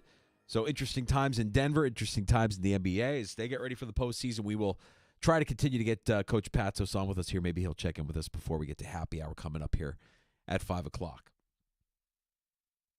The par 3 contest happening right now at Augusta, the Masters. It's just a chance for these golfers to show off their wives. I think that's more than anything, though. Did you say this when we were off the air? It's just not fair. We look at what they've got, and we look at the green grass and the blue skies and the perfect conditions. Well, put it another way. I read this take today from Boston Red Sox manager Alex Cora. And you hear this, and what do you say? A good take is supposed to divide an audience. I'm going to tell you why it's 100% wrong. Ooh, it makes you mad, too, and this one made you mad. No, but it's not correct. That's what makes it wrong. Making you mad. Alex Cora says that everyone likes to bitch about the weather in April when it's the same as it is in October, yet we don't do that in October. We only bitch in April. To which I would say that is absolutely not true. It's something with the dew point where it feels absolutely cold and damp here in the Northeast where, all right, if you get a rainy day, a chilly day, it feels more like hitting weather in October. So, no, it doesn't feel the same. It's a weird thing. Yeah, I've noticed it more so in the last few years than ever before that the cold in March and April is actually colder than the cold in December and January and February. Yeah. I don't know what it is, but when you get to this point of the season where it's still cold out, like Dad run this morning, I was bundled up. Sunny skies, beautiful morning, but deceptively freezing. Bundled up. Had to bundle up. If I had these conditions in the fall, I'm probably going out in shorts and a t-shirt, going for the dad run. Different, completely different thing. I don't understand how. I mean, now I've never hit a major league fastball, so I don't know what that feels like in the cold, and I imagine that it sucks in both April and October. I don't like the bees in the bat, right? Right. Yeah, I don't know. I mean, I imagine that it sucks no matter how cold it is in April or how cold it is in October. But the cold is different. I'll agree with you, Gino. The cold is different in April than the cold in October. The cold in October just is crisp. It's crisp. It's not cold. It's crisp. But like, I'm freezing. This doesn't look like spring, though. This looks like summertime. This looks like July. I'm looking at it. You know, I got to take a trip for work down to New Orleans, and I looked at the forecast. 80. 80. I'm like, oh, that's going to feel nice. That's going to feel really nice. I mean, going for work. It's going to be work. but just to feel 80 again, yeah, I'll take it. I'll absolutely take it. But these conditions, I haven't looked to see what the conditions are for this weekend in Augusta. We've had, I think it was last year that there was some rain and it was kind of dank. But man, so far so good. It looks beautiful there. And as it always does, the course looks immaculate. It is a bucket list thing. I'm going to try again for the lottery. We had Brian Coleshill on with us, Tee to Green, on with us Monday. You go single ticket. Single ticket, but I can't. I could go down there by myself. No. You get a single ticket and worry about the rest later. You worry about the rest later. Show what was it? Somebody like right on the road, like how you used to go to a Bills game. All the guys would be on the road there when we used to. Well, if they do sell them on the secondary market, it's probably not going to be cheap, but they do sell them on the secondary market, right? Yeah. But the people that put them on the secondary market are not going to ever be able to go to the Masters ever again. I imagine there's probably a way, but if you get one, yeah, then you worry about getting the second one a different way. Through the lottery. Got to go through the lottery.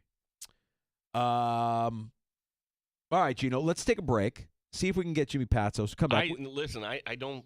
It's going straight into voicemail, so I think we're going to have to punt on Jimmy Patsos. Okay. He's not responding. I apologize. All right, well, we'll try to get him on at some point here. It's too bad because I really wanted to see if he had like an icebreaker, an inside joke that we could have shared with Coach Boeheim when he joins us on Friday. Also, you've got this game tonight, Lakers and Mavericks. Which, fantastic matchup. Yeah, like how is that going to go over? Well, they're going to feed Luka, and they're going to make sure they made everybody in Dallas feel like they had made the wrong I like decision. that, though, that it's also a revenge game for AD. Nobody's really talking about that. Like, that's the team that dealt you. You might want to get over on them as well. That's going to be a lot of fun. We'll take a break here. We'll come back. We have happy hour coming up. And our lead story of the day today, head coach of the RIT men's hockey team, Wayne Wilson, announcing his retirement, the school announcing his retirement. We'll discuss that as well. That's all coming up here next on The Fan Rochester. You're listening to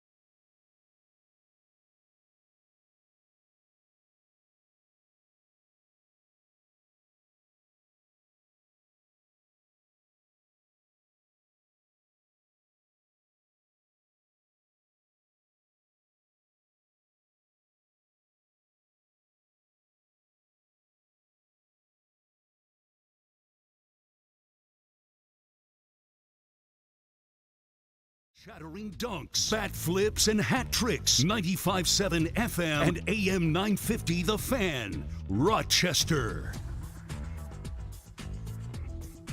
Back in the sports bar, Danger and Battaglia. There was Rory. A little shot of Rory at the Masters. It's the par 3 contest happening today.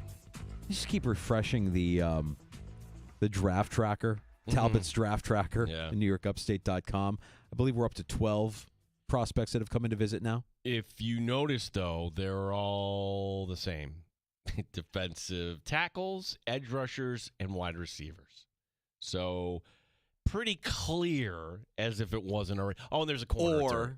Or they want to do something completely different than what they're showing, and I don't think they will, but they could. It was a Kuiper, I think, that had the corner out of Kentucky drafted to the Bills. Haven't seen him show up yet on the old Talbot tracker here, but lots of defensive tackles. You mentioned it. Lots of corners, lots of wide receivers. Couple of edge. Yeah. Get the sense that might be the direction they're leaning come April 24th. One of the cool things about when we had the PGA Championship here a couple of years ago, just, my gosh, our town, it was just so full. The airport, so much people going in and out. It was all the private jets going in and out. Well, that was great for us. A town that's smaller than Rochester and a event that's annual down there, that would be the Masters. They put a cap on this.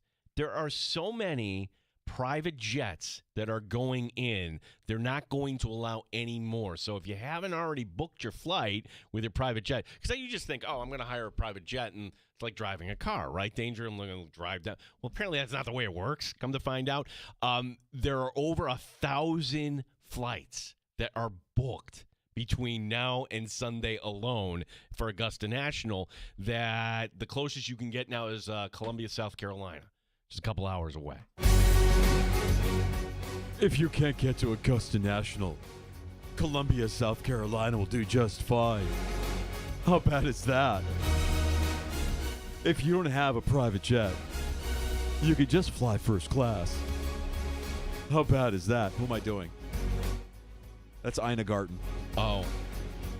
That's all I think about. I think of people like that, the extremely wealthy. I can't quite get to Augusta, so I guess I'll have to slum it, land in Columbia. Yes, we have to have the limo ready in Columbia. I'm going to have to hire a driver. The inconvenience. How about this for a investment idea? Buy property in Augusta. Apparently, every Airbnb is also sold out there. And according to Sports Business Journal, total it all up, that's over $20 million in Airbnb and Vrbo rentals in Augusta this weekend. The players all go Vrbo, right? And Airbnb, they all rent houses for themselves. And I imagine that there's some decent ones that they would lock in on, annually. Just this is where we're going to be every year. This is where we're going to stay. Like you do when you go on vacation in the summer. I want to do, and we snowbird. You just find your spot and you stick with it. But what about the guests? What about the patrons? What about the people that are from out of town that are coming? Are they staying in the Airbnbs well, I'm as sure well? a lot of them, yeah. You're booking this out in advance, right? Whew. Yeah, because it's not like the galleries are small. There's a good amount of people at the Masters. I don't know. Excuse me. Correct yourself. It's not the gallery. I'm sorry. What's the proper phrase? The patrons. The patrons. I called them the patrons. Yeah. I didn't call them fans. We don't call it a gallery, though. Oh, I'm sorry. You're right. It's not the gallery. Somebody else wrote in another fact. Forgot about this one. You're allowed to sit in a chair, but if you sit on the grass at Augusta National, they're going to ask you to move. Oh, you can't sit on the grass. You can't sit on the grass, and anytime you watch, you can bring in a chair, sit on a chair. Can't sit on the grass. Why is that? You've seen our country, right? You've seen how we've exploded. If you get enough big guys sitting down on the grass, you can't get all right. You're matting down not the rough, the second cut. You're going to mat down the second cut yeah. if you're sitting down for too long there on the grass. Bring a chair. Don't sit on the grass, fatty. Yeah, it's fun. It's a fun weekend, and it's the weekend that I think captures our attention the most when it comes to golf. The other majors are fantastic. We're partial to the majors that come to Rochester as well, and we pay a lot of attention to that. But every year with the Masters, can't help but watch. And we got some good insight from PJ Glasser as far as who he likes. Did he say Xander was his guy? No, he said it was Colin Morikawa. Colin, yeah, so he's big on the Colin, which is interesting because that's another storyline which, quite honestly, we haven't brought up because I think it's a Francesa. Like how Morikawa and also Rory are sparring with the media. Oh, who cares? Right. I don't really, if you're on the beat, I guess that kind of matters, but do we really need quotes from every player after every round? I don't think people really care one way or another. We're on X. That's Elon's Twitter, @TheFanRochester. Greg, handle Chuck Munchia Pet. That was great with PJ. Oh, that was the Baltimore's bracket. Yeah. We crowned a champion for 2025, hon. That will be former Olympic speed skater Apollo Anton Ono. Defending champion. Back-to-back. Just like UConn last year. Appreciate that, Greg. Thanks for listening, as always. You can hear us in the free-to-download Odyssey app. Our stream is up on our YouTube channel at The Fan Rochester as well. All right, well, this is breaking news, but I don't know if we want to hit the sounder because it's not something we want to laugh at. Okay, I'll try to. I'll just read this. This is courtesy of Local 10. It's a station down in Miami. Miami Dolphin wide receiver Tyreek Hill was involved in a domestic dispute with his wife, according to an incident report. This happened just before 2 o'clock today. Police responding to an assault in progress. And so far, they have not yet filed any charges out of the way. Yeah, I don't love that. But it's at the same time, I don't know that it's too surprising when you consider the track record of Tyreek Hill. I mean, this sadly is kind of it's kind of par for the course for this guy. Feels like he's always getting himself in some kind of trouble, and his history of these kind of allegations stem back to when he was in college. We get Jimmy Passos on the line. He did, yeah. Coach, we found him. There he is, Coach. How are you? Radio show, right? Jimmy, you there? I'm here. Is this Gene in danger? Yeah. Hey, buddy. How are you? I'm better. I apologize. I had a little thing going. What are you doing? Yeah. Everything all right, Jimmy? Could we do this today, or is it? I can do it. No, I can do it. I can do it. I love it. Well, it's good to have you on because there's nothing going on in the NBA. I just, we just wanted to talk about, life and see how. Kidding. What was your first? We can talk about Mike Malone in Denver. That was where we were going to start. Yes, that's what we have a coach and a GM, and you two can't get along. And if you don't get along, we're going to have to do something. They each thought that the other one would win, and I guess management said it's seeping into the locker room. The players are distracted. You guys can't get along, so maybe you should both leave. And I think that caught everyone off guard, but Joker had to know about it. Jamal Murray had to know about it. Like, they had to go to him and say, this is getting out of control. That's my theory. Do you buy into the minutes theory? And mind you, we're a little biased. Jalen Pickett's from Rochester. We know his high school coach. Love him. I recruited him at Spire Academy. He was my last official recruit at Siena. Really? Yes, I recruited him at Siena from Spire Academy. Jimmy Hardy played for the City Rocks, and I knew his mother and grandmother. I didn't know him like that, because it was getting down to the wire. And then after I left, they stayed, and he stayed and kept going there. We love Pickett. What, they're saying they don't play the bench enough, just like Thibodeau doesn't? Well, did that play a part in it, too? Like, it's a minutes thing? I mean, I just wondering, like, all the reasons why we had this divide between a GM and a head coach. Well, look, for anybody listening, the old movie Moneyball says it all. Hey, I want him in the starting lineup. And Philip Seymour Hoffman, who's also from Rochester and was a wrestler, Philip Seymour Hoffman is playing Art Howe. And what does he say? I get the lineup card. Well, Billy Bean goes, I just traded your guy. In other words, if I'm going to trade for guys as a GM and you're not going to play him, this game can go cat and mouse. Then I'll trade your guy. Then you have to play my guy. And then the players are really, you're talking about a team that won the title. Right. The Knicks is different because Cat was a great trade for the Knicks. I'm trying to stay on target here quick. Jalen Pickett, winner, love him. I don't think he's ever going to be like an NBA starter or a star, but he could stay in that league 10 years because he's so competitive. Great kid. Thomas Bryant I had in the Wizards. He can have a Thomas Bryant-like career, who's done really well there too from Rochester, went to Indiana. But what I'm saying to you guys is it feels to me, and I don't have any inside info, it feels to me like the players are like, we needed another guy, and then he traded for one, but you don't like him, coach.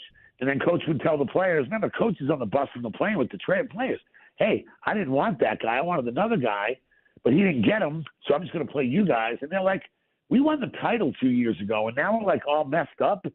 That gets old. That seeps in, and it doesn't matter who's right or wrong. You know who's right? The guy that owns it. The man with the gold makes the rule. The golden rule, the man with the gold makes the rule. And someone upstairs in Denver said, this has become too much to do with a week left. I thought the Timberwolves, had some issues of like what's going on there. Memphis fires their coach. These things happen. But if you get in towards the playoffs and people want to take the next step, they want it all. In other words, the Timberwolves got to the finals last year, got beat by Luka. Dallas made that mistake. Guys make – I love OKC because they're simply deep, talented, normal, but they seem to be all clicking together. And maybe Denver said our best chance is to try something new with a week left and then see what we can do in the playoffs because you have the best player in the league. Yeah, well, I mean, I guess that was my next question. Do you think something like this works? Is there any track record of this working? I know it's very rare to see a coach get let go this late in the season when they've already clinched a playoff berth, but could a new voice in the locker room actually be a good thing for the Nuggets moving forward, who've been struggling recently? It could be. Look, it worked for Michigan with Bill Frieder. He left and they put in Steve Fisher, but that was college. Interim coaches, we've all seen them. It's great to be the interim coach. It's easy because everyone wants a new voice. Well, this is the right time to do it because, they've made changes in other places like Sacramento where they said everything was going to be great with Doug Christie. And I think Doug Christie's a good guy. I want to make sure that's very clear. I think it's fine. Well, they won 5 out of 6. Well, now De'Aaron Fox is in San Antonio waiting for Victor to come back next year when they become the favorites. That guy's incredible in person. They have Steph Castle, who came from the UConn, De'Aaron Fox. Well, what happened to the Kings? Now they're limping into the play-in. They might barely make the play-in. So the coaching change in December didn't really help as much because it wore off. Maybe it's the right time to make a coaching change because their seasons are so long. The playoffs are like another season. But I just think OKC is awesome, but they're young. They're deep. They're great. SGA should be this year's MVP. The new face of the league. He's great. We know the Lakers with those two are going to be tough. The Warriors, because Jimmy Butler wants to win, has become a real team. But Denver, you got to look and say we have a chance because we have the best player in the league the last couple of years. We got a good backcourt. We won it all. We got the mile-high altitude. Like, there's things in their favor that said, let's not waste this year while OKC's still young. Victor's out. Luka and LeBron are learning to play together. Yeah, the Warriors are really good, but they have no bench. Steph's really doing great. Butler can help you win, but Minnesota seems to have not taken the next step, and Karl Anthony Towns was a big loss. Memphis, they're good, but are they really that good? And then Houston's awesome, but Houston's like Detroit, and you guys know this, until those really young teams take that next step, Houston and Detroit, so they can even win a playoff series, I'm not buying. Jimmy Patsos, former Siena head coach, now doing work with Monumental Sports, covering the Washington Wizards, who tonight are hosting the Sixers. But Jimmy, the game most of us are going to be paying attention to, it's Luka returning to Dallas as we get to revisit this whole story. And the question is why? We haven't talked to you since then, and I still am shocked by this move. Jimmy, why did this happen, basically? Probably because Cuban's doesn't have as much control. He never would have let go of a star. He let Dirk Nowitzki play his last 2 years when he could barely walk, as he should have. The guy delivered a championship. Dirk was awesome. People forget. I know Walt Williams, who was on the Mavericks, started 17-1. Willie Nelson was traveling with him. Don Nelson was coaching. And they had Dirk and those guys. And if Michael Finley didn't get hurt, they might have won it that year. The Spurs won it. And Cuban's a great guy. Then they get their title. Everyone loves playing there.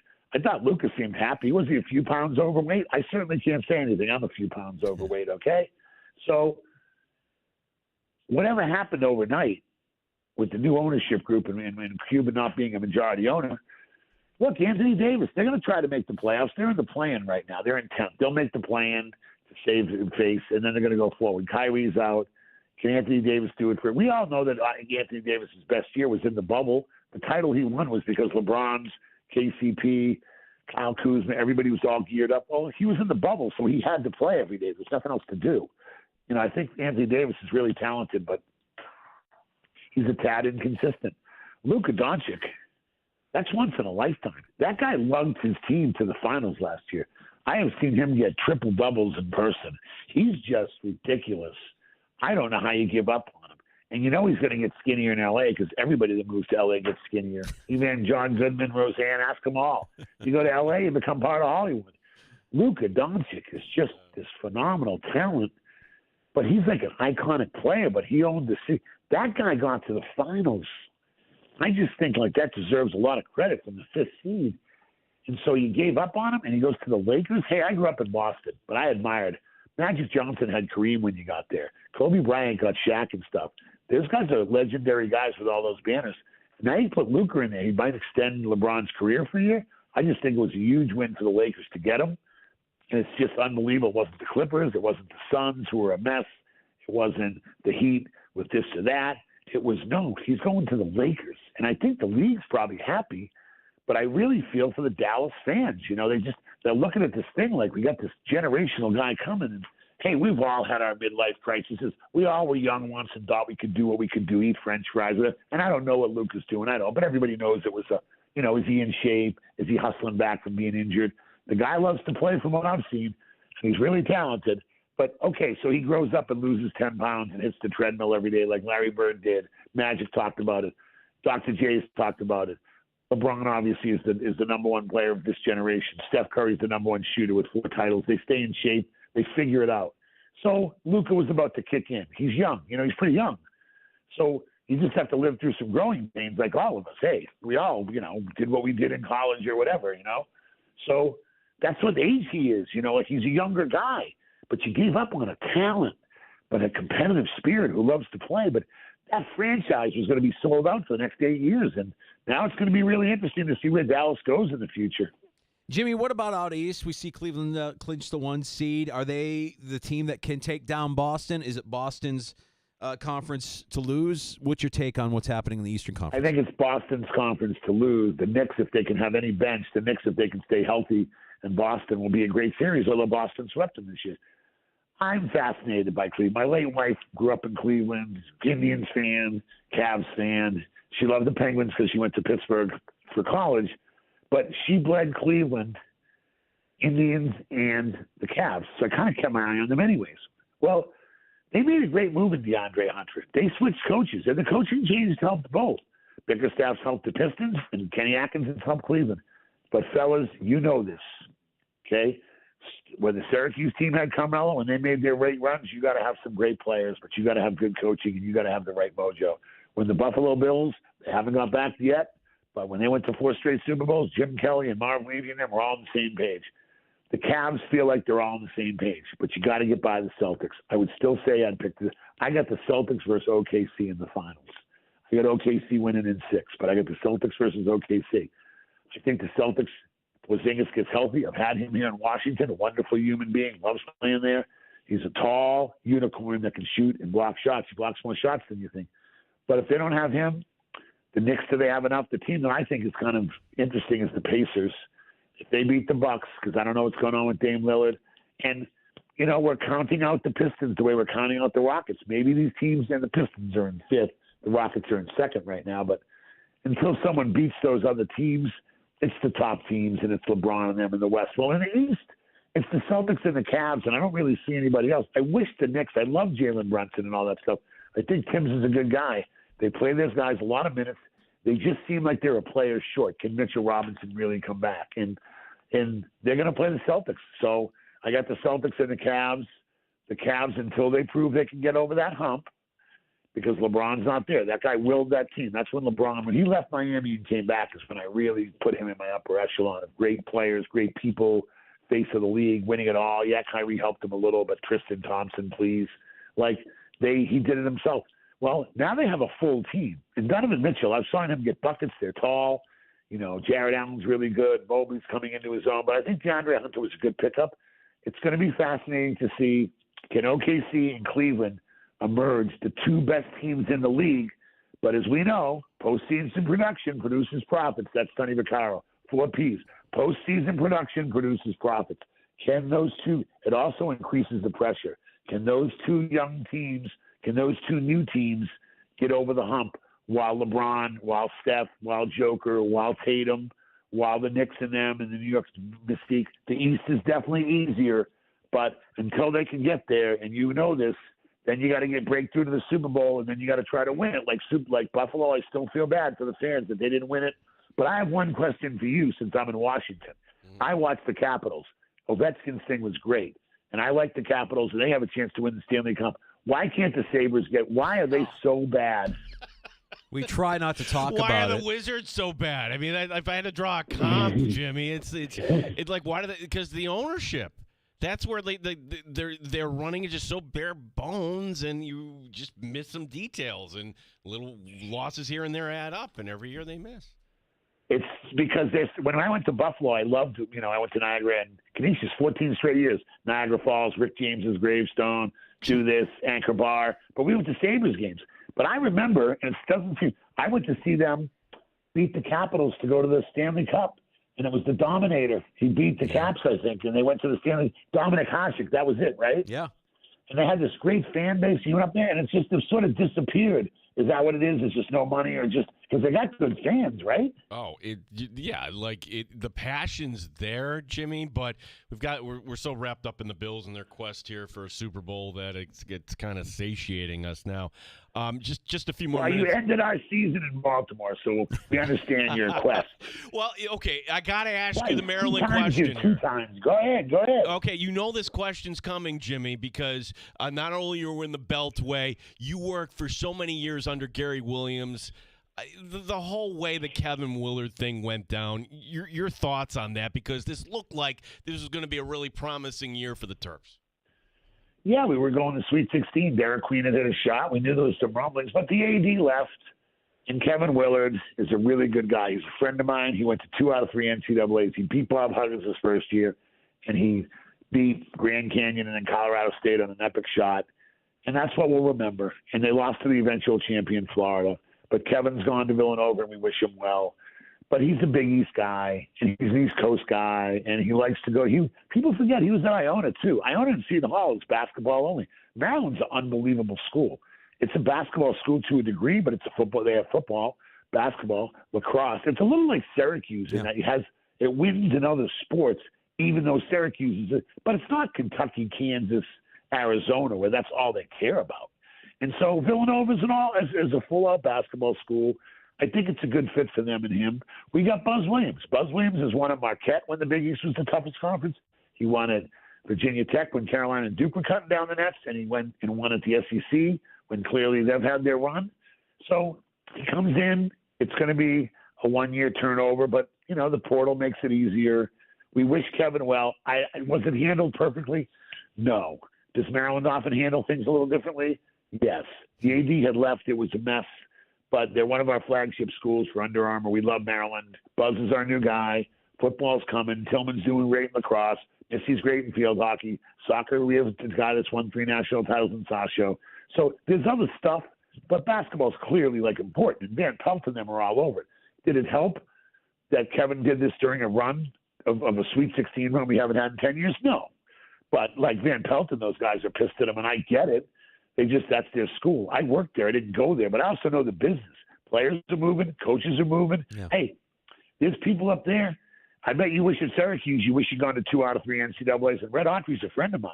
Yeah. You got to take a look around and say, we went to 2 out of 3, and I'm not being a cast of aspersions, but I'm a huge Syracuse guy from Lawrence Moten to Jim Boeheim to Marvin Harrison. I know Carmelo when he went there. I love Syracuse. I'm happy Jerry McNamara's at Siena. It's going to be finally Siena's going to be right on track. Jerry's the right guy. But Syracuse didn't have a good year. Georgetown hasn't had good years. I look at it, fellas, we went to 2 out of 3 NCAAs in this guy, and we got a guy coming in now.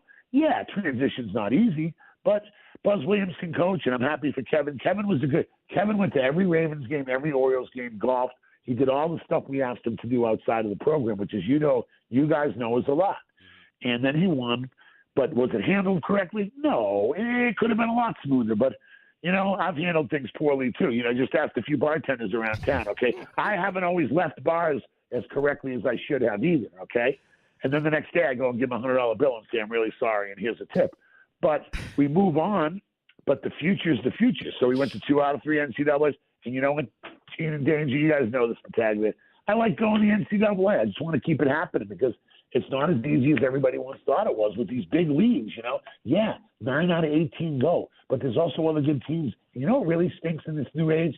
If you get the wrong schedule in the Big East, the SEC, or that, it can hurt you. I think Willard liked the tradition of there's 11 teams. We play everybody twice. The travel's not that crazy. We all know who we are.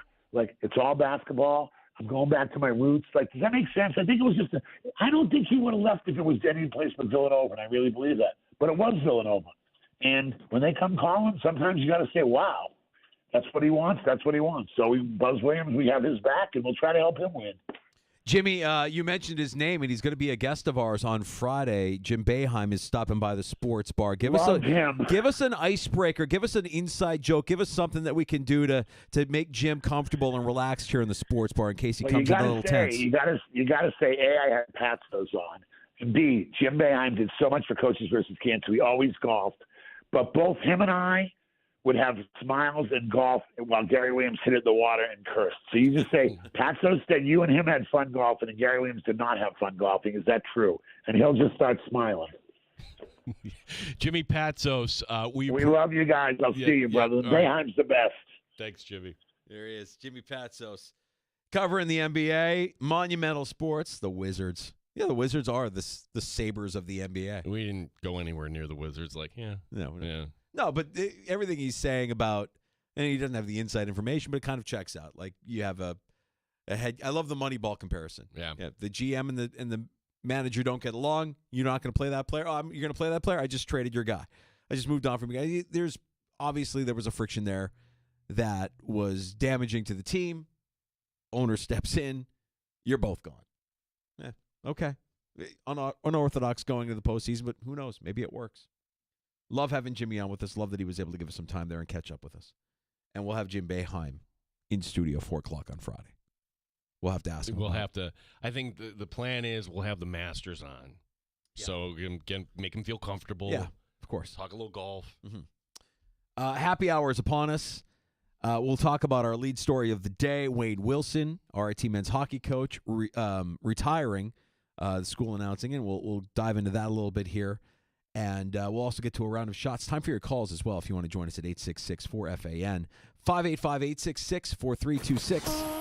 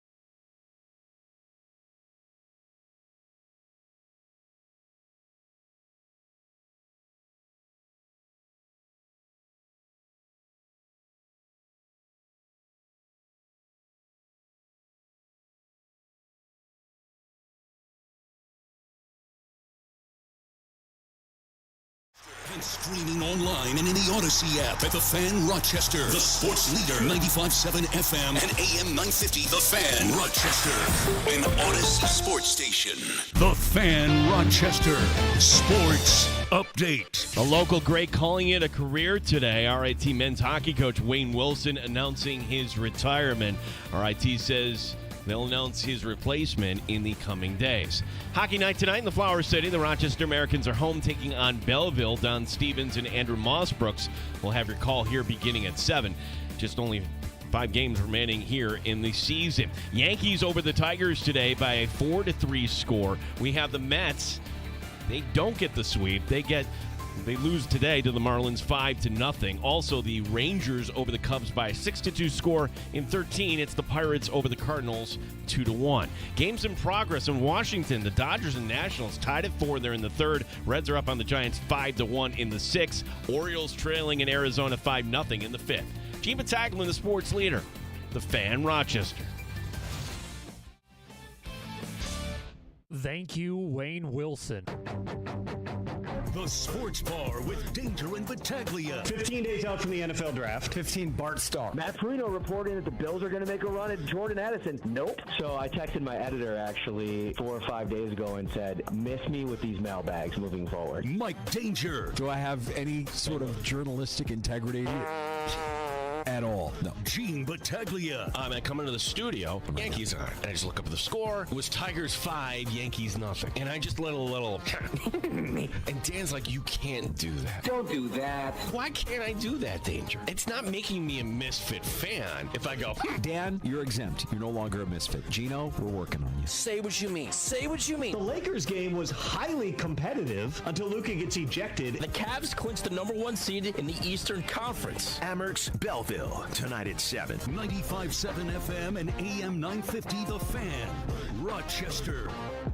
All right, let's get into it. It's happy hour in the sports bar. Glad you're with us. Thanks for listening at 95.7 FM, AM 950. Our stream is up on the YouTube channel at The Fan Rochester. You can watch there. Go back and listen to anything that you may have missed in the free-to-download Odyssey app. I'm Danger. That's Battaglia. You know, it's one thing just to start a program like, hey, that was really cool when the Tigers went from Division 3 to Division 1. But to win? To the point where we reached the Frozen Four, and then always to be a competitor and get back to the NCAA tournament. Last year, giving a scare to Boston University. And today, after his 5-year contract expired, Wayne Wilson said, I had enough, walking away. So, my gosh, to look at the legacy that Wayne left behind, that's a tough act. But I kind of think that if the school was smart, they would hire one of his 2 assistants, being either Brian Hills or David Sulaco. So congratulations to Wayne. It truly is bittersweet because I love working with the guy, and that's it. But I think if you're going to leave behind one of these coaches here, you're going to be in good hands. So yeah, I mean, what's it's so strange, and he made reference of this in the announcement that the way college athletics is kind of changing and shifting. It requires a different skill set, requires a different kind of coach than what Wayne Wilson most likely is. What should be the expectation for Tiger fans moving forward now? Still win the Atlantic Hockey Conference every year. Exactly where I was going to go, Gino, because I don't take the Atlantic Hockey Conference seriously. I feel like it's an unserious hockey conference when you look at the totality of college hockey. Therefore, if you want to be elite, considered an elite program, you should steamroll through this conference year in and year out. I get in trouble for saying this. I'll sing it. ATLANTIC hockey, Atlantic Hockey. Honk, honk. Like, it is kind of a Mickey Mouse league as compared to the other leagues, but this is where the Tigers are. So it's where they are, and it's where they should dominate. I mean, like that would be my expectation, but I know that with the transfer portal, things get a little bit dicey now, and what are you getting to play hockey at RIT that you might not be able to get if you were to go to a Penn State or a Big Ten school or another a Wisconsin or one of those heritage programs? Well, it's like if you're doing all right, let's check things in the box as compared to other schools in this conference. All right, the education, which we can't look past, right? That's you're going to be set, right? You're going to be okay there. The fan support.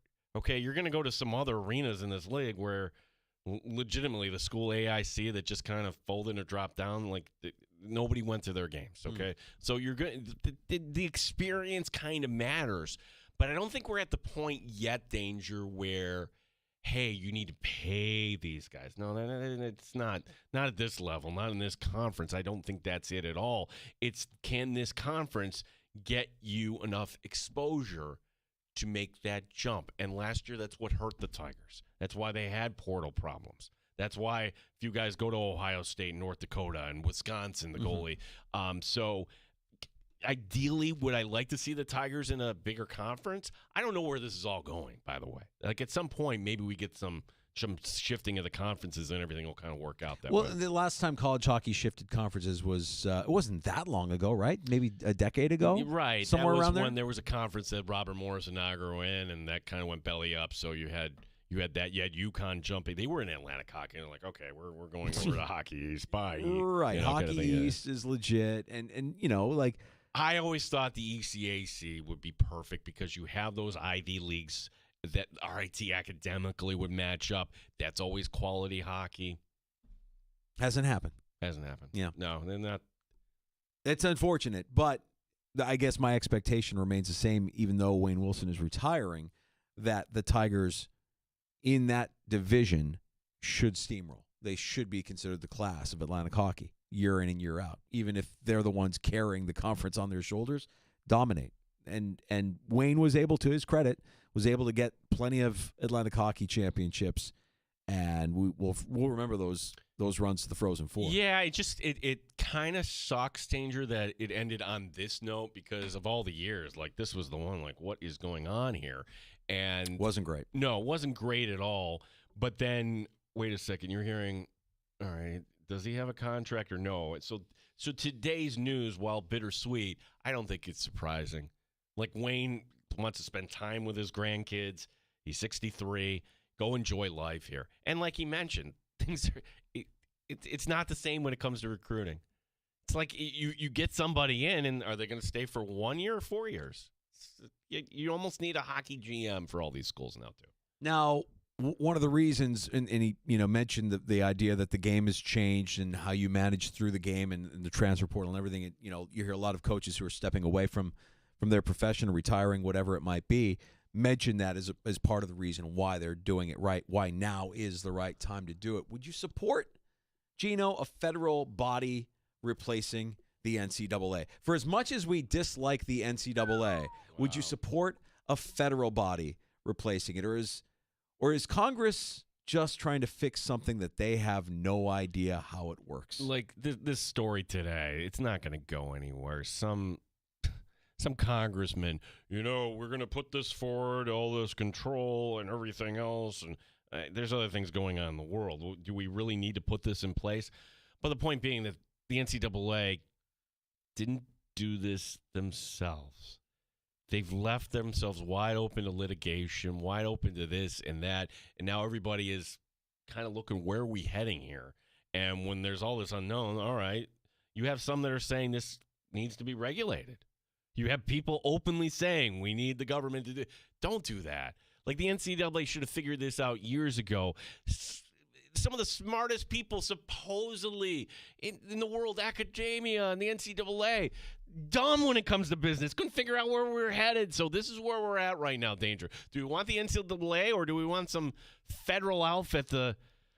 I don't want any federal outfit doing anything. Figure it out, NCAA. But right now it's getting late for you to do that. So there's two things happening simultaneously here. We talked a little bit yesterday about how there's a settlement that the NCAA is set to pay out here if everything goes to plan. The pay out all the pre-NIL athletes, mostly college football and basketball.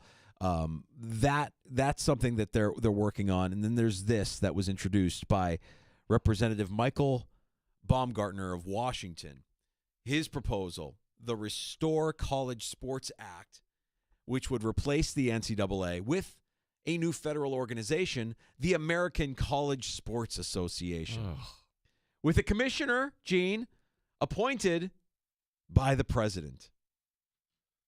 NIL revenue shared among all athletes, schools equally splitting broadcast revenue, athletes transferring freely with zero limits, and this is the part that makes it almost comical. Coaches would then make no more than 10 times the full cost of attendance at their school. Yeah. That's just some congressman. Danger, I don't even think it's worth our time discussing, but this goes back to an old Chip Kelly take where, hey, you need to you want to grow this thing, taking like an NFL model, and the second you say the word share, how's that going in the ACC right now with Florida State and Clemson and everybody else? Like, you don't think the SEC, it just chaps Alabama and Auburn that getting an equal cut is Vanderbilt? No, nobody wants to share. We're better than you. Share. Get out of here with share. And understand, I'm not bringing this up because I want it or think it will happen. I'm bringing it up for pure comedic value. I mean, I really kind of think that this guy, while he might have the best intentions, has no idea what he's getting himself into by making this proposal. What needs to happen, right? When you talk about the list of things that could potentially fix college sports, union, the student athletes forming a union, some sort of labor structure, unionized athletes, a players association, antitrust exemption, protecting them against lawsuits once you get a fair CBA in place. And then separation from traditional Olympic sport, college athletics, Power 5 football and basketball. I mean, something there to kind of split what that looks like. I don't know that any of that is going to happen, but I feel like those are the steps that need to happen for the sake of the college athletes and the sake of these programs. If you really want the product and everybody to win, the players to make their money and everybody to win, I don't know. I mean, it has to be more like what they have in the NFL. I hate to say it. It was only 2 years ago that in the Final Four we had Florida Atlantic, San Diego State. And at the time, Danger, I thought, wow, maybe this isn't such a bad thing. Like, you do things smartly, anybody could win, and anybody could. Who am I kidding? Like, this is where we're at right now. Where Florida or Houston or any of these schools right now, they've got everything lined up or lining up for next year. And the idea that you're going to catch lightning in a bottle is a Cinderella. That's a cute story, but this is going to be the norm now. You're going to have chalk. And a lot of people would say, oh, that's a good thing here. I would say, how was the quality of the basketball Monday night? Lots of defense. Very defensive. Yeah, I just thought it was kind of poor. I thought, like, yes, they traded shots, but then Houston at the end just kind of wilted and couldn't execute when it counted. I'm fearful that this is where we're headed. Coaches making no more than 10 times the full cost of attendance. A $50,000 school would mean a coach could only make $500,000. No. Watch Dabo Sweeney. Watch him. What's Dabo Sweeney's salary? Millions. Okay, I know Bobby Hurley's salary. Danny, yeah. So, yeah, what does the tuition go up to at UConn? Dan Hurley. Yeah, his is $8 million a year. Yeah. So $800,000 a year is now the new. Oh, you want to go to UConn? Yeah, that'll be $800,000 tuition. Oh, really? Yeah, we got to pay for the coach. Hope that's okay. Again, don't think this is going to happen. Almost view it as a joke, which is why I brought it up. I think it's kind of funny. But it does speak to everybody now wanting to try and fix college athletics because of all the things that we're talking about. Oh, it's top heavy. Oh, it's unfair. Oh, and the transfer portal, NIL, everything. Well, now the politicians are starting to get involved, and they really don't know what they're doing. I feel like I just got a quick mention here because we mentioned this last hour how police were called to the home of Tyreek Hill today. They already closed the case out. Yeah. So nothing happened. Was this a report from today, or was it an investigation that wrapped up? This happened a while ago because his wife filed for divorce today, if I'm not mistaken. Right. So it was something that maybe led to this today where the investigation already concluded. No charges were filed. But again, when you look at his track record and his history, when you hear these kind of stories, I'm not surprised. He's a bad guy. Didn't he say he was going to play his last game for Miami? Wasn't that the whole thing? Yeah. Just a bad guy. Just a bad guy. We were talking about it earlier. Like, some of these guys are bad guys. Some of these guys have a dark side, and they're not viewed as bad guys, but it's the dark side that makes them the competitors that they are, or helps make them the competitors that they are. Well, I had this, well, maybe it's just, hey, I'm getting old here too, but I always grew up and hearing guys like Billy Crystal, maybe it was because Howard Stern always kind of goofed on Billy, but, you know, oh, Mickey Mantle. I remember seeing Mickey Mantle in 1961, and he's my idol, and I collected all his cards and everything. He was a drunk, a womanizer, a bad guy, treated his body poor. His career ended prematurely because, well, wait a second. Who am I describing also? Drunk, well, not a drunk, but a woman. Tiger! Seeing Tiger today, and maybe this will cross your feed, and look, whatever the video he's putting out, it's for a good cause, whatever it is. The Masters asked him to do this video, and he's in the green jacket, and he's in a tie, and he doesn't look recognizable. He looks like he's an 80-year-old man danger. Face all puffy, eyes kind of bloodshot. Just looks like he's actually in pain just kind of reading this. And I'm just coming to the conclusion that, man, let me remember for you for where you were. But then I'm thinking, boy, did I do that? Do I have a Tiger blind spot? Does our generation have a Tiger Woods blind spot? Because, you mean just like Billy Crystal did with Mickey Mantle? Yeah, like when Tiger won in 2019. Wow, this is great. Our guy is going to be coming back. And then that was it. That was it. That was as good as it got. That was pretty good, though. It was pretty good. It was a pretty memorable win in 2019. I have not seen the video that you're talking about, but I did see an announcement with his girlfriend from a couple of weeks ago across my feed. Now, I don't know, they're like laying in a hammock or something. I didn't realize it was Tiger Woods. I didn't know who she was talking about, and I looked and I'm like, oh, that's Tiger. My God, I didn't even recognize him. Like, you know, neither you or I are GQ cover models, so I'm going to be. No, age is a bitch. I don't want to be credible, or I don't want to be crucifying Tiger for aging because we all do. But I really I couldn't believe. I'm like, that's Tiger. My God. So hopefully he's okay. Hopefully the rehab and everything is moving in a positive direction. But I'm going to give up the dream of Tiger playing competitive golf again. I mean, if he does play competitive golf, I don't know that he'll be competitive. I think he'll be there. It'll be like what you've seen in the Masters year after year, where guys just show up because they're a name. You remember them, but they're not there to really compete. Well, I always kind of wondered what would golf look like after Tiger, because a lot of it brought in and if you're comparing it to women's basketball right now, sure, the numbers were up as compared to 3 years ago, but that was a double-digit loss they had after Caitlin Clark was not on, and they're going to have to figure this out here if they want to continue to grow and find the next star of women's basketball. Golf, although it maybe doesn't have that sort of star power without Tiger, I think the sport is just fine. We'll all be watching the Masters this week. Yeah. Yeah, I mean, there's plenty of intrigue, plenty of guys to get behind if Tiger isn't there. There's likely a golfer that's more your brand of vodka anyways, but it is interesting how the greats all seem to have that dark side. You mentioned Mantle, Tiger, Jordan. They all had a dark side. When that dark side got exposed for Tiger, he ceased being Tiger. He was no longer the competitor. It's part of the fuel that makes them who they are, unfortunately. And some of your favorite players, dare I say, Josh Allen, has a dark side. He has to have a dark side in order to be the competitor that he is. You may never hear about Josh Allen's dark side, but I promise you, in Josh Allen and Patrick Mahomes, in the greats, in whatever sport you're watching, there is a dark side. You probably don't want to tap into it. You don't want to know about it, but it exists.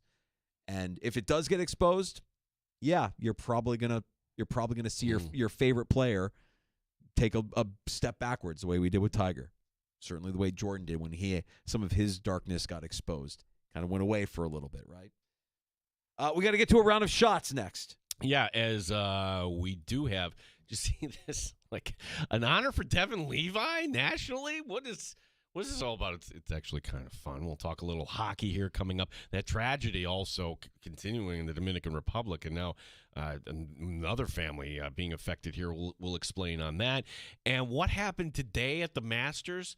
Now, I have my eye on this guy here for winning it. PJ Glasser says, no, he's not winning it. Venmo me the money right now on this, but I'll let you be the judge when I tell you this. All right, we'll get into that and more next. It's time for a round of shots. Don't forget about last call, where you can have the final word in the sports bar. Just call 866-4326, 585-866-4FAN.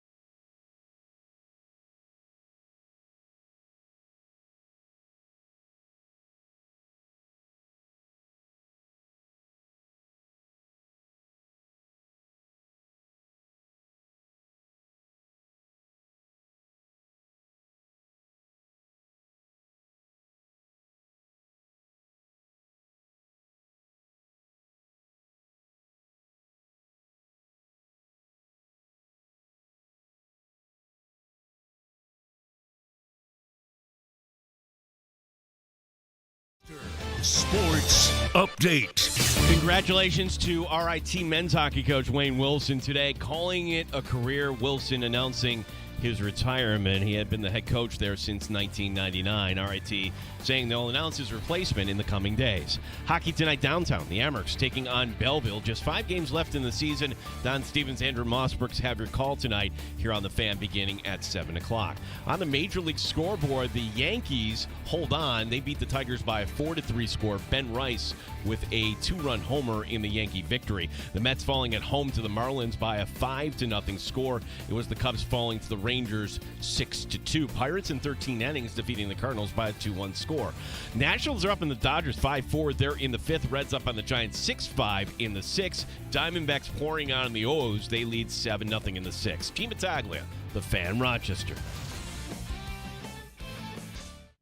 The sports leader, 95.7 FM, and streaming online at thefanrochester.com and the Odyssey app. This is The Fan, Rochester.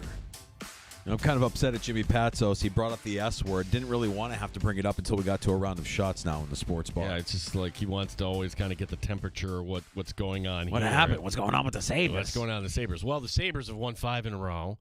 They're 8-2 in their last 10, but once again, they have that E hanging next to their name in the standings. We're eliminated. Montreal winning 4-1 over Detroit. That did the Sabres in, even though the Habs haven't officially clinched yet. That knocked the Sabres out. Buffalo with just 5 games left in their season, starting with a game in Columbus tomorrow night. This was the year that we had been talking about for years. Well, if you see some teams just kind of fall out of it, I mean, Boston needs to fall out of Pittsburgh. I mean, this team's getting old. I mean, Sabres doing better than all those teams, but they can't keep up with teams like Montreal now, teams like Ottawa. Are you kidding me with this franchise? Ottawa gets in, and Montreal another win, and it'll be Montreal. Well, Washington hasn't gotten the top seed. They still need one more point. That could happen tonight with Toronto losing, perhaps. But you might have a Montreal-Washington. See, I know you're kind of down on hockey. But doesn't that get you interested a little like, okay. Montreal, Toronto would interest me. That would be a series I would watch every game. That I would be sucked in. I would love to see that series. Jurgen brought that up the other day when we had him on with us. I'm like, oh, yeah, that would be a good one. Florida's kind of boring to me. But I'm saying all of this. When the Stanley Cup playoffs get underway, it's glorious. I mean, I can't wait. I really cannot wait. But it's miserable thinking about this team once again on the outside looking in a season where if they would have just been a little bit better than what they are, 500 team right now, or hovering around that 500 mark. It was that losing streak, man. That losing streak ruined them. It ruined them. I don't know where you go from here. I know that sell the team is a popular thing to say. I'm not going to say that anymore because I think sell the team means this team is not in Buffalo anymore. I don't want to see the Sabres leave. I don't know if that is the case. There is something else going on. The county has walked away from the arena. The arena, yeah. Yeah, that okay, so is that going to be the city, or does this mean, look, if you're Terry Pegula, give me the arena? Like, there's that going on right now? It's just a disaster. It's an absolute mess. Devin Levi got a gift in the mail yesterday. The Rochester American goaltender. He's actually one of only 28 goalies who has faced Alex Ovechkin in the NHL not to allow a goal. This is in 20 years. Only 28. Levi, part of that club. For that, Levi receiving a special label, the King of Zero beer. How many games? It was the Emmerich goalie playing up in Buffalo. 4 times he faced off against Ovechkin. So 4 times he went against Ovechkin, didn't give up a goal against Ovechkin. He's one of only 28 goalies who did that, and because of that, they send him a specially branded can of Budweiser. Yeah, isn't that amazing? Because you would figure there would be like a guy here or there. Like, and I'm sure we could go through the whole list. Like, okay, there's this guy I don't even know. Is there a minimum amount of starts against him for this? One. Just one. Just one. Only 28 over all that time.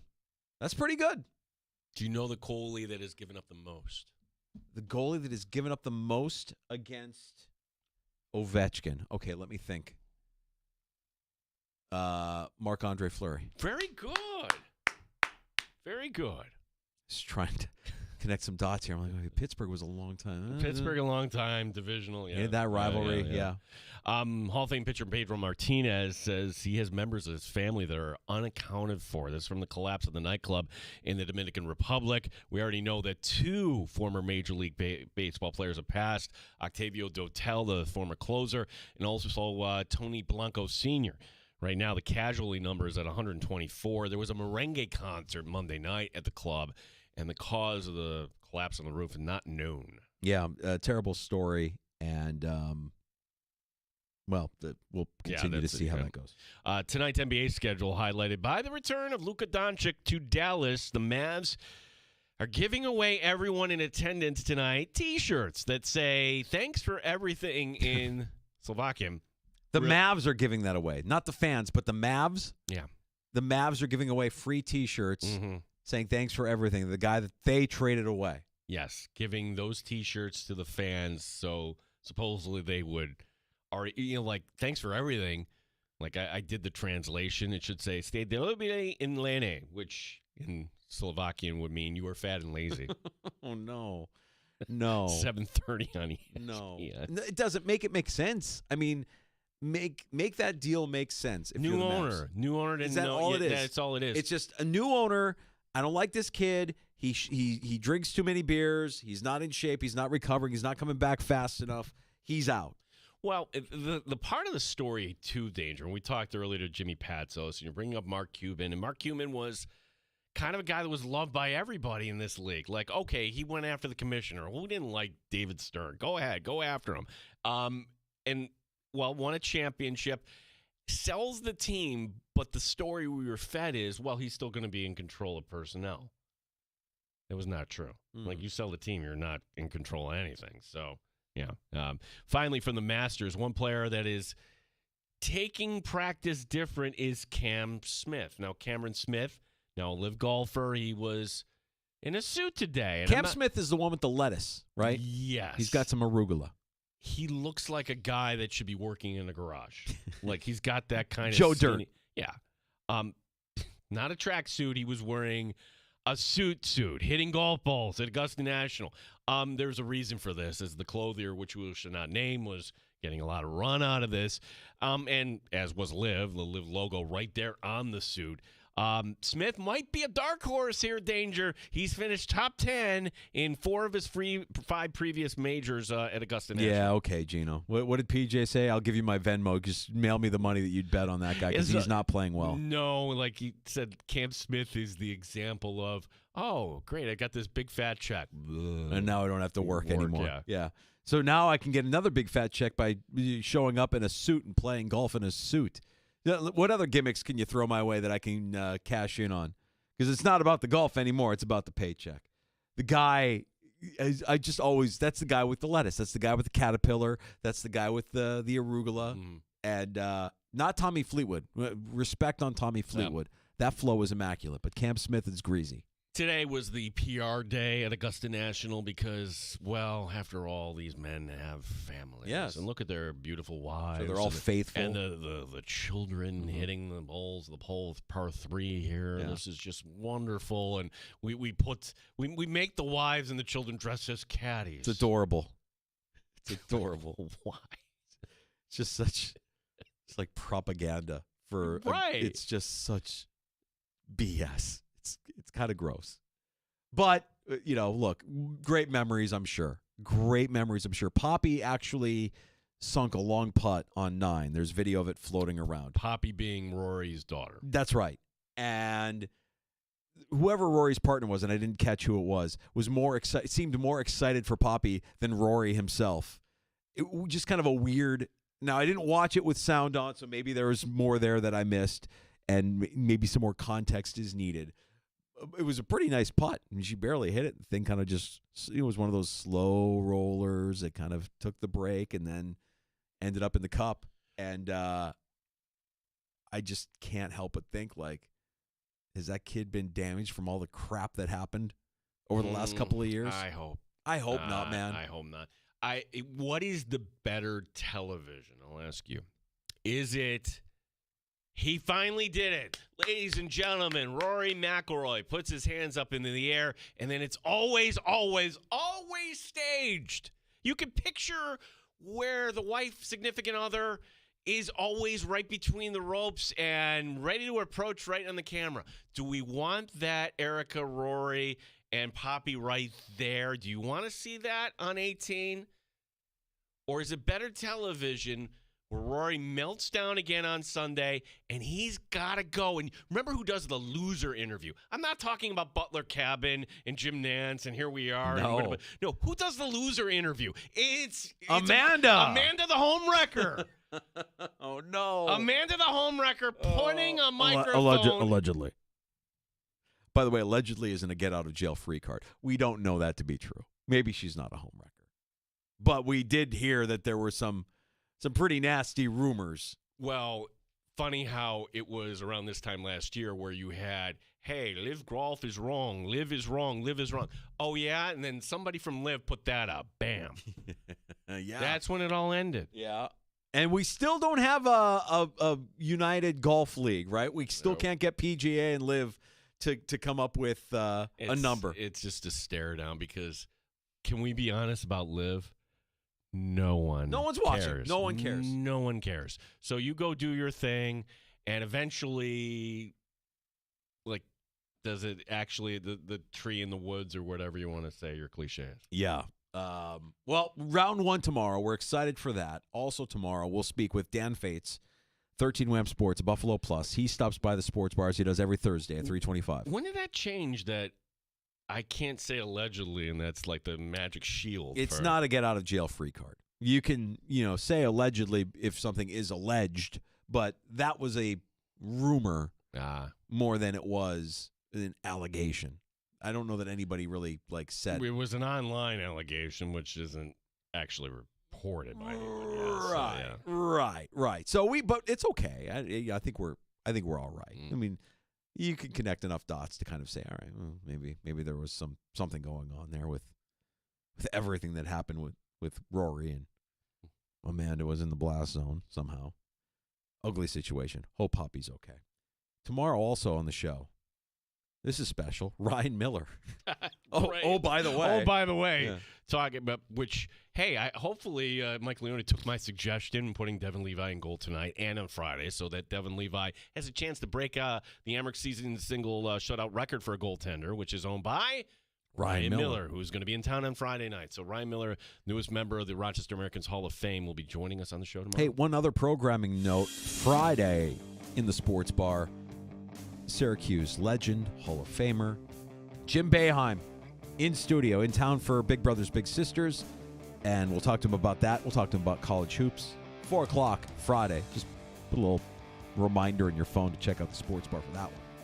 If you missed Jimmy Patsos, if you missed PJ Glasser, the host of Send It In, the Odyssey app lets you go back and listen to any part of the show that you may have missed. And if you like podcasts, search out the sports bar. You'll find all our guest appearances there. You can also go back and watch the video stream, our live stream every afternoon from 3 until 6 on our YouTube channel at The Fan Rochester. Like and subscribe. Comment while you're there. Emmerich's hockey tonight. Belleville, the opponent. That's coming up at 7 o'clock. First, it's JR Sport Brief. Gino, have a great night. Thanks, you too, Danger. Back tomorrow starting at 3 o'clock. The Sports Bar with Danger and Battaglia on The Fan Rochester.